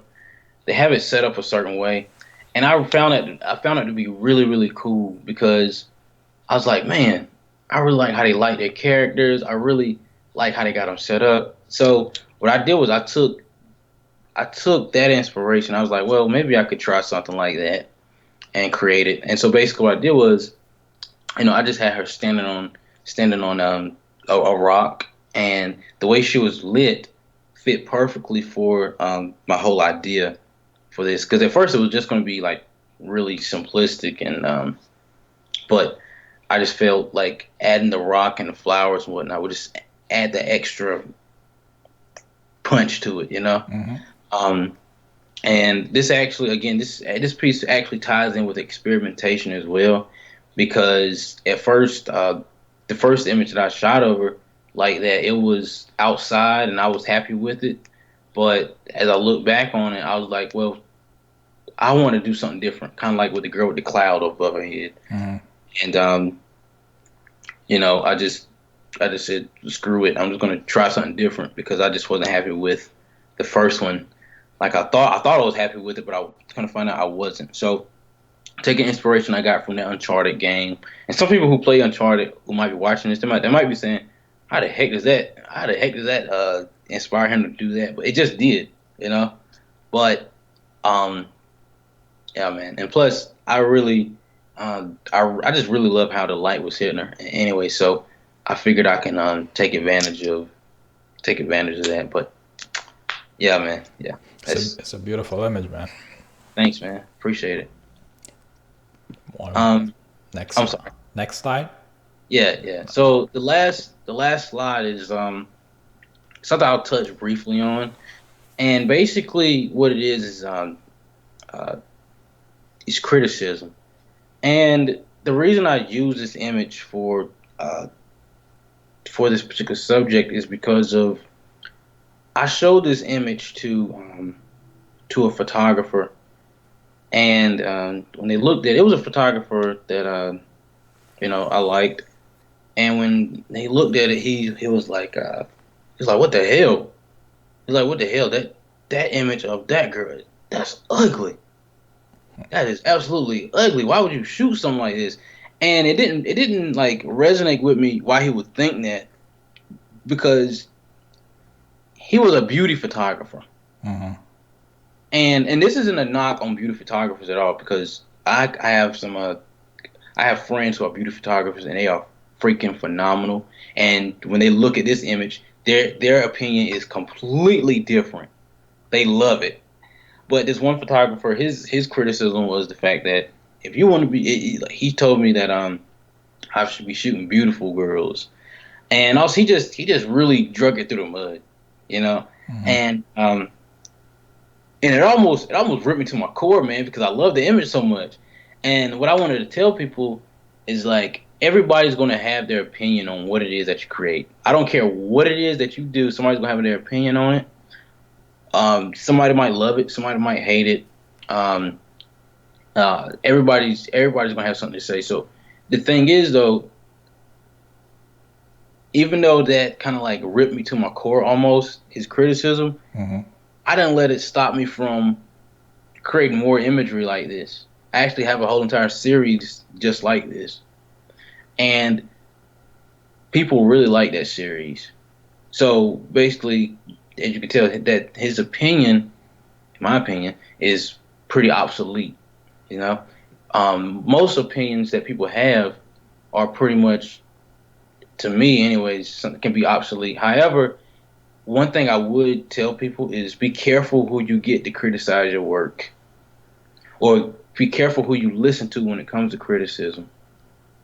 And the reason I say that is because some people there are some photographers who are just miserable, and they want you to be miserable like they are. And then you have the photographers who are literally who will criticize your work, but it's constructive, and they might be at a certain stage in their career that their criticism might help you in the long run. You know what I'm saying? Yeah, I absolutely do. And again, like I mentioned earlier, man. So I would always tell people like, just be careful who you get your critiques from. And there's something that I learned from one of my favorite photographers. He's actually a God knows he's such a cool dude. He's freaking amazing. And basically, one thing he told me, he says, the criticism, the main criticism that you should actually take is your own criticism. And he said, you need to be extremely harsh on yourself, because if you could be extremely harsh on yourself, you'll be ready for the other criticism that might come your way. And this guy, he shoots, I mean, big time stuff, and he actually likes his image, so so that kind of made me feel better. But my thing is, like I mentioned earlier, man, like just be careful who. I try to tell people this all the time. Just be careful who you get your critiques from, because if you listen to certain people, man, it might steer you onto a whole entire different path. You see what I mean? So hopefully that makes sense. It does. I would say that what you call images are subjective. Hmm. So depending on who is looking at the image and what they're feeling at a certain time, or what they feel about your work versus their work, Yep. it's all subjective. And you gotta basically take, what's the word, nonsense from you know Yeah. the actual fact. You just take everything with a grain of salt, and take your little piece of information from whatever it is that people are saying. And if it's helpful to you, apply it to your craft. If it's not, if it doesn't help you with what you're trying to create, put it to the side. Yeah.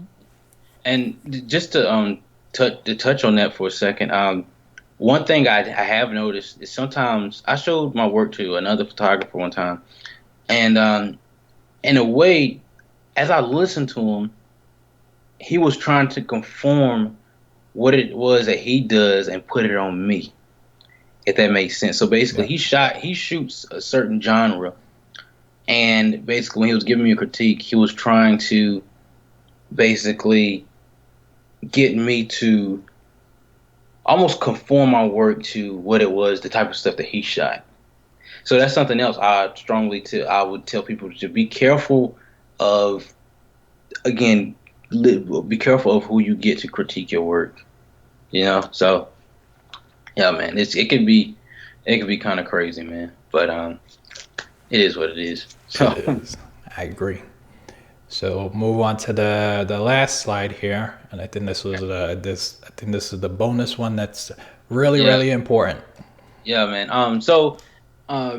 My main thing, like when it comes to shooting new work, especially, I mean, almost anything that you shoot, um, contracts. So with contracts, be sure to make sure you have a release for whatever it is that you're doing. I learned that well, it's not the hard way, but I learned that a while back. My friend who lives out in California, she used to she she's extremely business savvy, and that's something that she would always like drill into my brain. Um, Getting contracts signed, especially if you're going to be like selling images, you got to be on point with your contracts, man. Like if you're shooting somebody nude, be on point with your contracts, especially when you're shooting somebody nude, because you have some people who might say, "Nah, can you? I don't want that photo. I want you to take that photo down or whatnot." And you know what I mean? So Hmm. you have to be, um, you have to be pretty aware with like what your contract states, and actually having an actual contract to get people to sign it.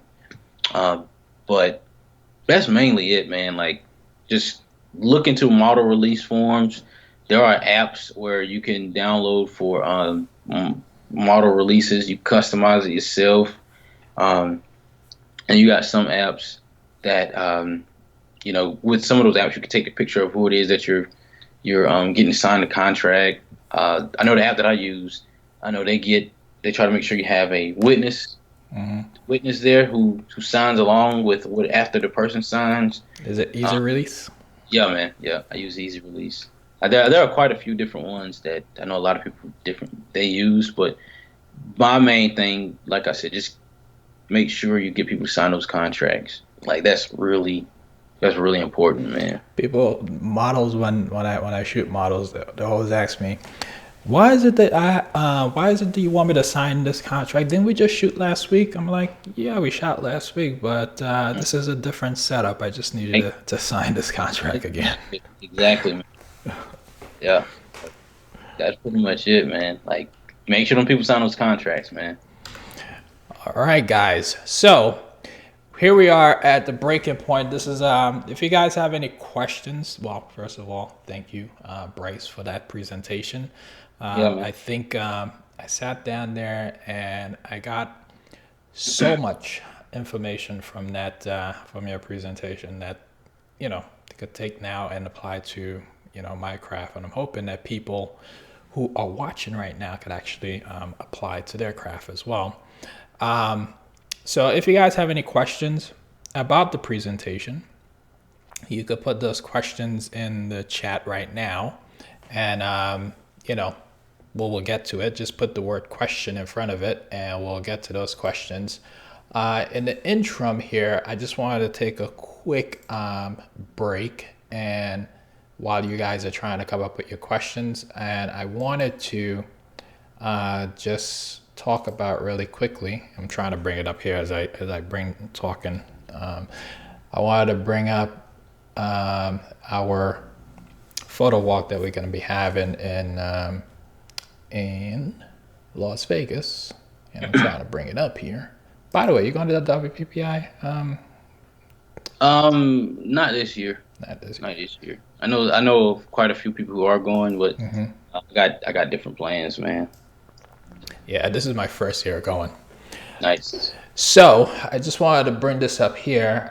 So myself and Photo Me Ike, who, if you guys are watching, probably know Photo Me Ike as well. So we are having a photo walk in Las Vegas on the 27th. So if you guys haven't signed up yet, please go ahead and sign up for the photo walk. We're going to be talking about posing, composition, lighting, all the good stuff that you would probably need to help you with your process of creating a portrait. We also going to be talking about gear. I'm not a gearhead, so don't ask me much questions about gear. Ike, he has all the knowledge with respect to gear and all that good stuff, so he will, be able to dive in there and give you good information about what camera you get, lens, and all that good stuff. I just use a camera and I just try to create pictures. So I would show you my skill set behind the camera as opposed to with the camera. So that being said, again, it's on the 27th. We're gonna, cover all that stuff, and then after that, we're gonna have a dinner, which is not sponsored by us; it's sponsored by you.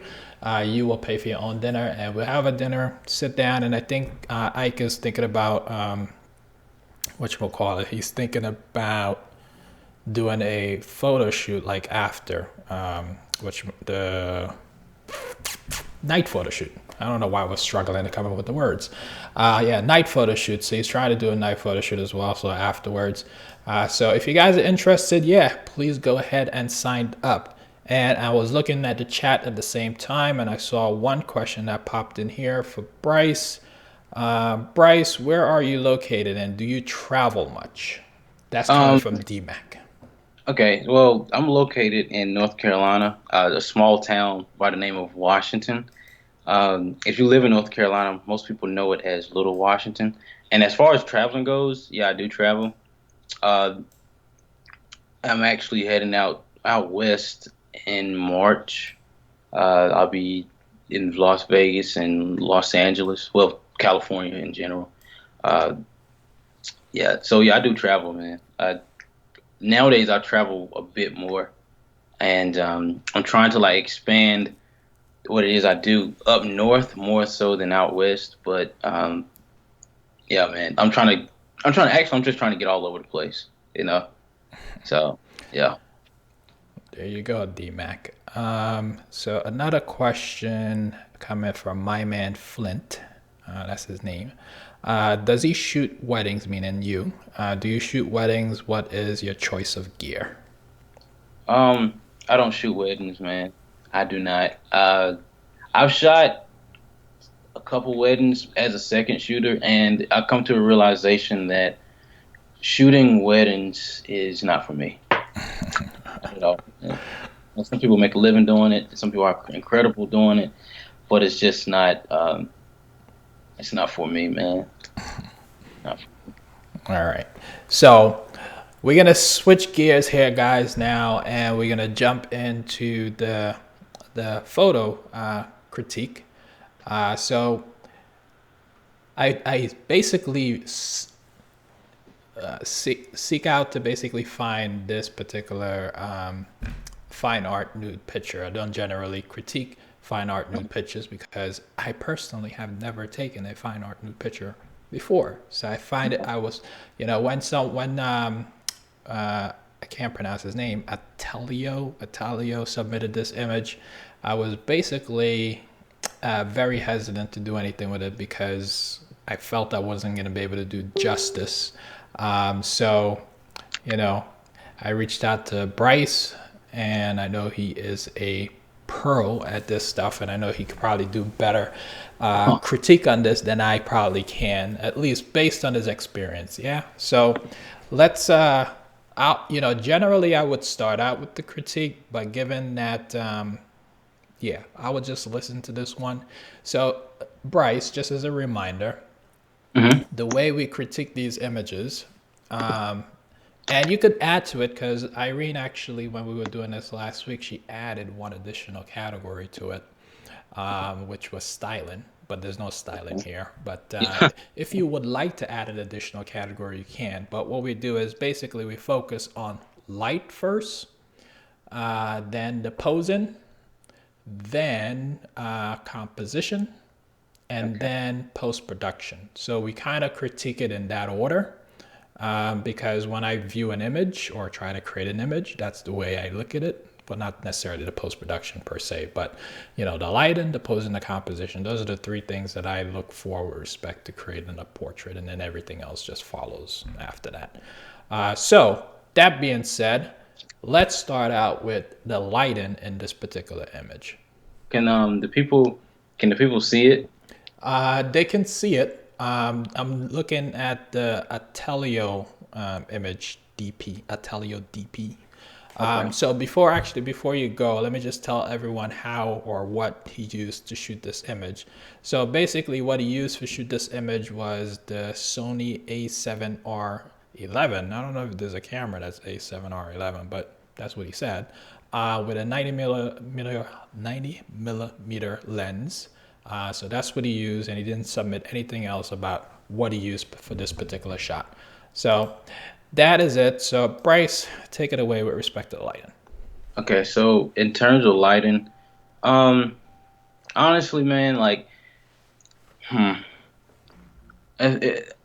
not displeased with the lighting. I think the lighting is pretty standard. I think the light actually looks good. However, this might have been on purpose, but on the left hand side where you have like the shadows falling, I would probably want to see a little bit more of that what's in shadow. So I would. Now this is just me personally. I would probably add a silver reflector on the side because I just want to see what's going on in these shadows. Another thing I would probably try out is probably actually, this might sound kind of weird, but lowering the light and I forgot the word for it. Like, instead of it being that light being up high, down low, like underlighting it. So that's something else I would probably do. Just to see how it would look. But honestly, man, like, I don't really see that much. I really don't see anything wrong with the lighting here, except for like the shadows and me wanting to see what's um, what's being hidden. Um, because I mean, I think this is pretty cool, but I don't really shoot. I wouldn't even know if this was be considered as bondage. But I don't really shoot this stuff, so I don't really know much about it. But I think honestly, I think the light is pretty. I think it's okay, man. I think it's pretty good. So when I look at it, as Mhm. far as the lighting is concerned, generally the way I try to light most subjects or way I view images is I let the light guide me to what I want to look at, right? Okay. And when I look at this image, obviously the light is guiding me to her bust line. Okay. I don't know if that was the intention, and that's the other thing with critiquing image. You don't know what the intent is with respect to the creator of the image. If Yeah. that was Yeah. his intent to draw us attention there, then job well done, did it. Mm. But if that wasn't your intent, I would just say when you're creating your images, first figure out what is it that you want your viewers to see first, right? Mhm. And use the light to sculpt that scene. So basically, you're using it on this subject. So I would say, if I was trying to do this, I would try to get a little bit more maybe directional light coming from camera left or right, and then, like as you said, use a reflector to help fill in some of that shadows. At least it will draw, it would give the image a little bit more texture from a light to shadow ratio, and it wouldn't be so blatant, like the like I look at your work with respect to how you get your images with respect to fine art, and is never really so blatant. It's always more about the lighting than anything else. When I see your work, so when I see this, it feels like it's more drawn towards something that you probably when you I don't know, I don't do fine art. I was gonna say something that you probably don't want your subject to be looking at per se. It's more like it's a beautiful image and I happen to be nude, you know. Mm. So that's what I have to say with respect to the lighting on this particular image. Again, like I said, if this was your intent, job well done. So moving on to posing. So go ahead, Mr. Well, let me start with posing. Let me just start out with the posing for this one. So I look at from a posing perspective, I look at a couple of things, right? I look at expression and obviously the body position. And the first thing I look at this image and I look at the subject's face, it just the I think Bryce just got cut off. So hang on. We'll wait for Bryce to come back. But actually, let me see if I can call him. Hang on. 1 second, guys.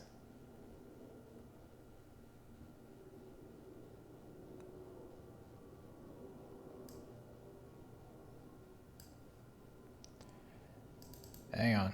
Just trying to get him back.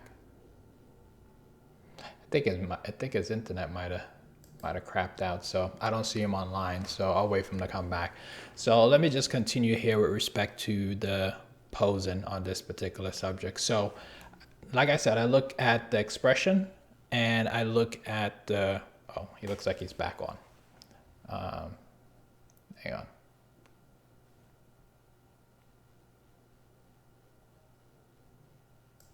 Let me call him up. Oh man, No worries. man, I apologize to everybody. I'm sorry. Are we still live? Yeah, we're still live. It Okay. happens. It happens. Yeah, man. I apologize for that. That Oh is man. that is okay. So with respect to the pose, the expression is one of the things I look at, and the expression to me on this particular subject's face Mm-hmm. is just a little distracting. It looks like she's straining as opposed to given any type of, you know, real expression that will want you to connect with this image a little bit more, Yeah. unless, you know, going back to your bondage thing, I didn't even think about that, but you know, if this was a bondage type image, maybe that's the look that they're going for. I don't know. Yeah, I wouldn't like. I don't really know much about bondage, so I'm thinking like that might be the case. You know. Yeah, could be. Other than that, as far as the hand position, I can't see her legs that much, but as far as her hands position, it's fine with me. I like the way, I like its position. I like the fact that it's framing her face nicely. Hmm. And yeah, I think that's the only thing that's a little bit distracting to me is just the expression, but that's about it. Yeah. Yeah. Like I feel the same way. Um, like maybe like we mentioned earlier about the artist's interpretation that they were trying to trying to show us. So I don't want to like give any suggestions for uh, expression because that might not be what it is that they want, and maybe this is something that they want, you know. So I don't know. Yeah. So, but as far as like the arms go and whatnot, um, I would no. Now that I think about it, going back to like the whole lighting scenario, I would probably have a little bit more light on the actual arms, unless they wanted it in shadow. So yeah, that's what I would probably say. That Yeah. a little more detail. Yeah. Exactly. All right, so now let's move on to the composition. So the composition for this particular image, I have no complaints about it actually. I think the composition is well. I don't know about. See, this is where I get into you know, the fact that I don't know too much about fine art. But I don't know if the cropping off by the naughty bits there is appropriate or not appropriate. I don't know. Yeah. But And my take on that is, um, honestly, I would probably prefer, um, I would probably prefer like a full body image because like just the cropping of that area. I know this it looks kind of weird to me. You see what I'm saying? yeah. Or and not even you might not even need a full body image. I would probably say like 3/4 of the body. You know what I'm saying? That's what I would probably do. I don't know. I don't know if he tried to, if they tried to crop it to keep the viewer guessing or whatnot. But honestly, man, I would probably consider 3/4, or just crop it towards like let's see, um, to like crop a little bit more off because of like I don't know. I think it might look a little bit better with more cropped off than what he has now. So um yeah, so that way we're not even like that way we're not even exposing her, even though this might be for like a uh what's the word, what type of shoots, BDSM or what? Dominatrix. Yeah, yeah, definitely. Uh but honestly, I would probably I would either prefer 3/4 or probably just crop like I would probably just crop a little bit closer to her stomach area. Yeah. Uh, but I mean, it all depends on like what it was they were going for. Like you mentioned earlier, that's what I would probably. That's what I would like to hear what he what he was going for before I actually give a critique on the cropping. But yeah, that's just going through my head though. So Yeah, I agree. But you know, I'm not an expert on this stuff. So I'm just guessing. I'm just guessing based on, you know, what I would probably well, let me put not even what I would do, but hmm. what is it that when I look at this image that subjectively distracts me a little bit, and that's Oh, how I view it. okay. All right, so now let's move on to the composition. Let's move on to the post production. So I really, really love the fact that he put it in black and white. I really love that. Hmm. The tricky thing with black and white, I don't know, for most people when they're doing like work on the on skin, generally you will put the image in black and white to make sure that you could see the difference, the highlight and shadow transitions, right? Hmm. So when you put in an image in black and white, it kind of, you know, if you're not doing that dodging and burning with that to help with that transition, it kind of highlights some of those some of those issues where the transitions between highlight and shadows is not that well pronounced. Hmm. But I really like the fact that he did it in black and white. I think it's a nice touch to the image. But I would think just a little bit more time with the dodging and burning would have probably helped with the transition a little bit. But I'm not mad at it actually. I think he did a pretty nice job here. Yeah, I was gonna mention like for an image like this, again, I don't really know much about like the whole dominatrix type of imagery. Um, when I look at this, I don't like see myself thinking about the retouching, um, so to speak. You know what I mean? I see it as I see it as a I see it as vulnerability, and with that vulnerability, there's a sense of I don't not even a sense. I would just say I don't think it actually needs retouching, so to speak.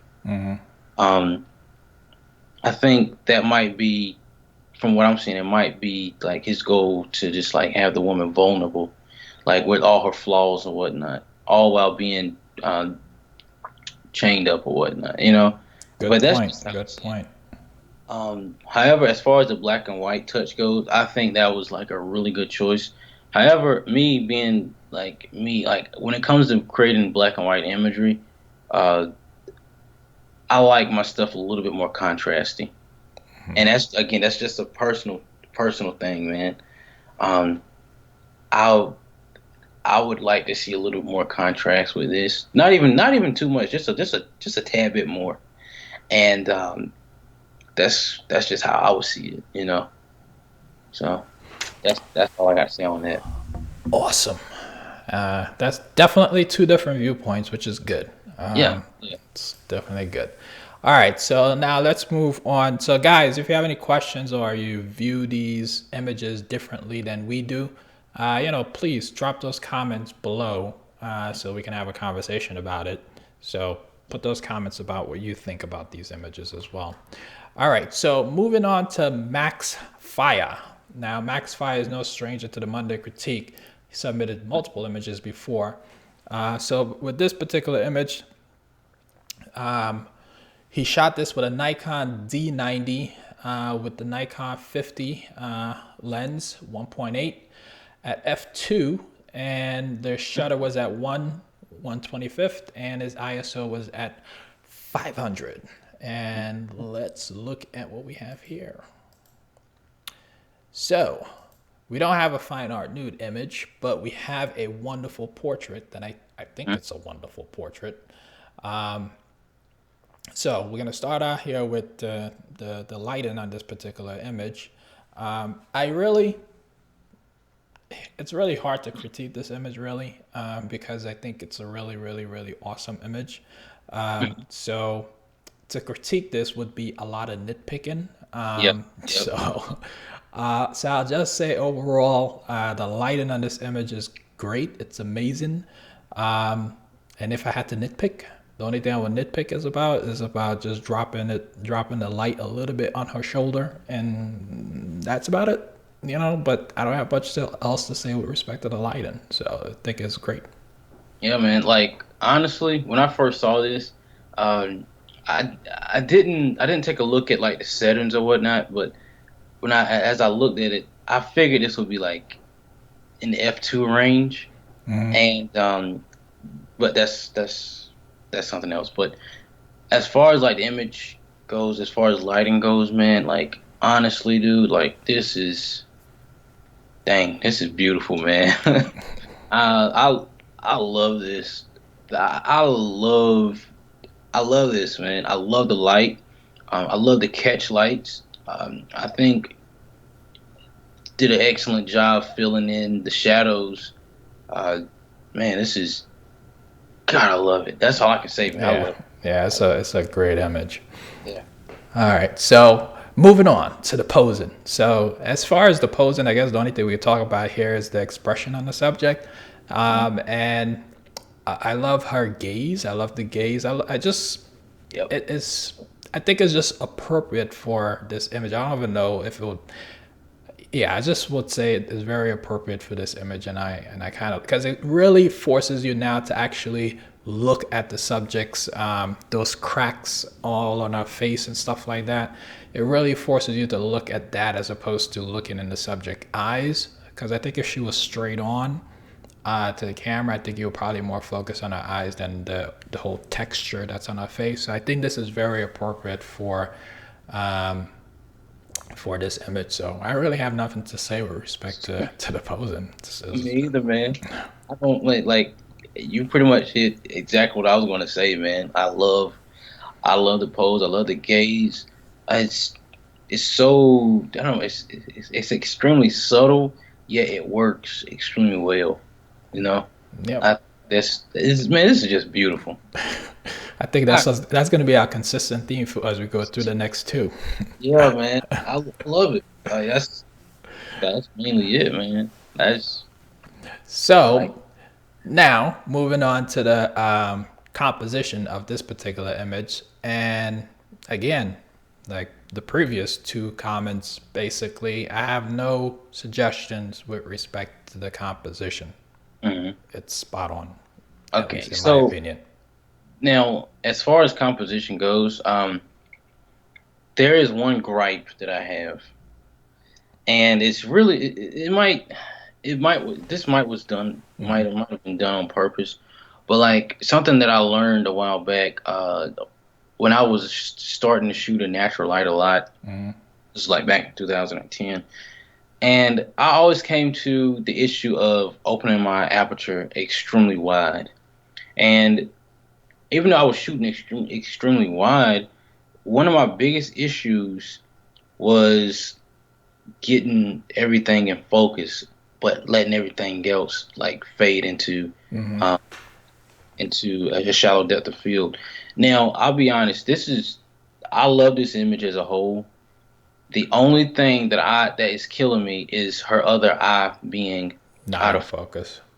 That is the main thing that kills me because we have the one eye in focus, but the other one isn't. And I want to see both of those eyes. Even though I can see it, Hmm. I want to see both of them. Like those eyes, like her eyes her eyes are too beautiful to be blurred out. So you would suggest what bring up the aperture so that it could be a little bit more in focus and move her off of the wall or that Yeah, I, backdrop.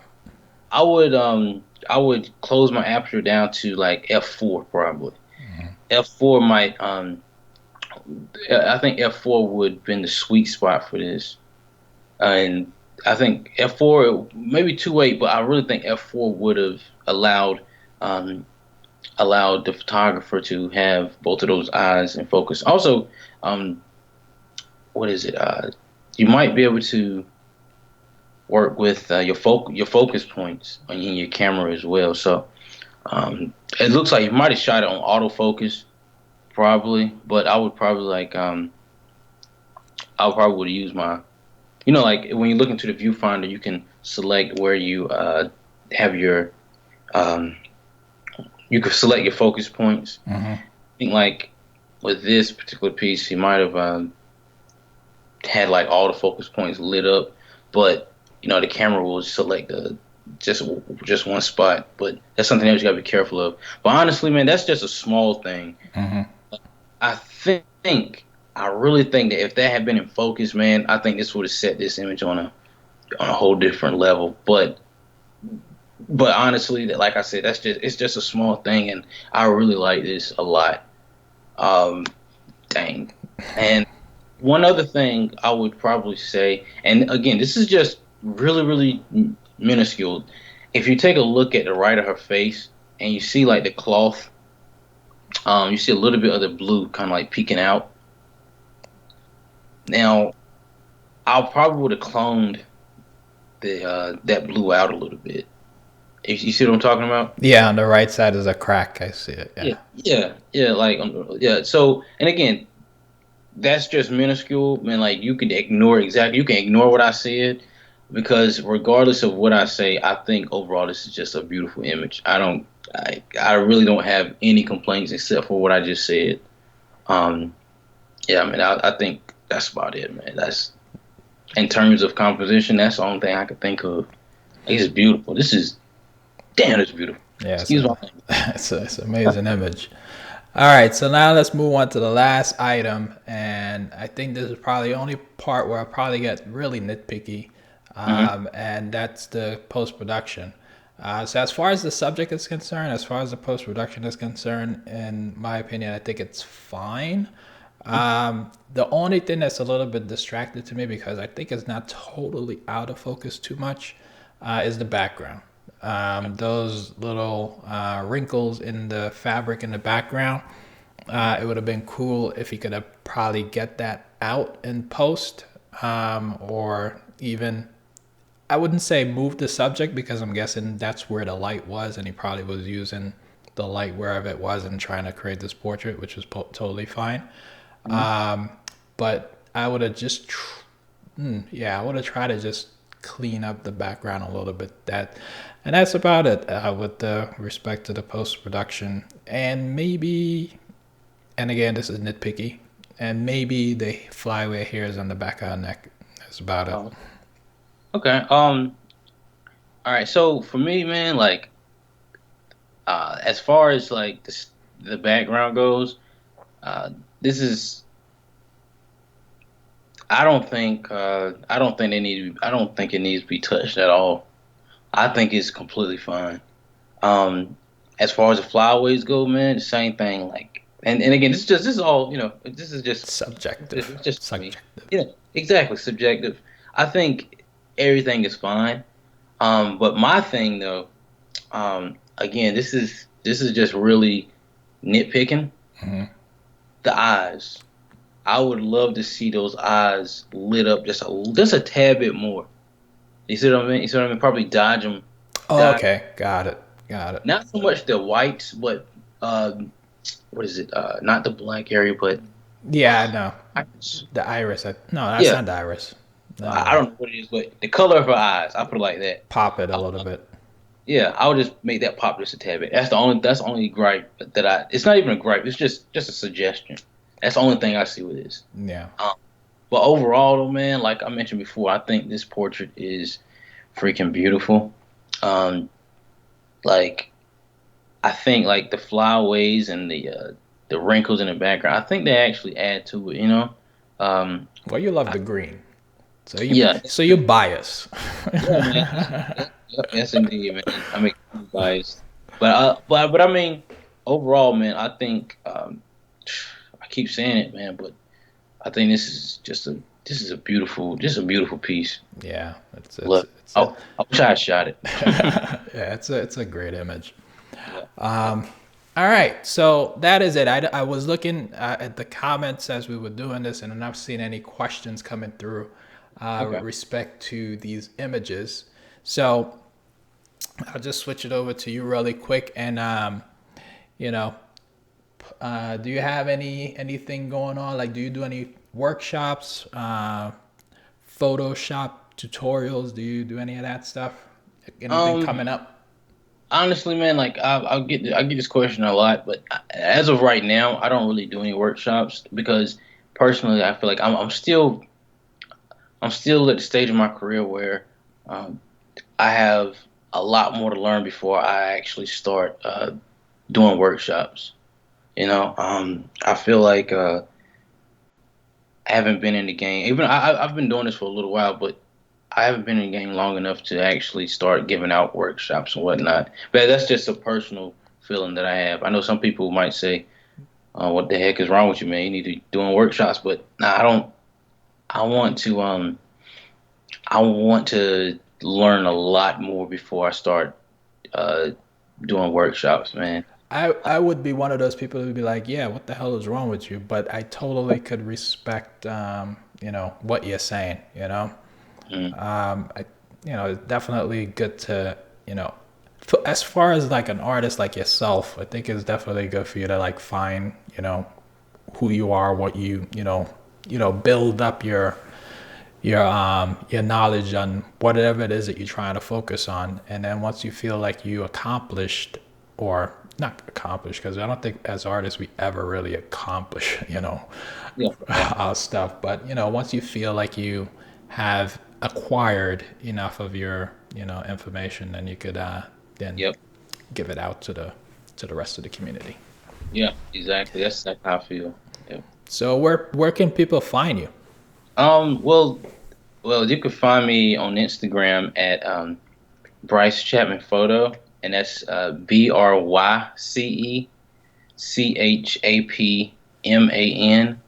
BryceChapmanPhoto, and you can also find me on my website, which is brycechapman.net. Don't go to brycechapman.com because I actually took that before I can actually create my website, and it's been sitting like it's been taken for a long time, and I cannot find out who has it or whatnot. But it's brycechapman.net. Mhm. You can find me on Facebook. It should say if you look up Bryce Chapman photographer, it should be up there. I don't really get on Twitter, but if I remember correctly, my Twitter handle is Bryce Chapman 13.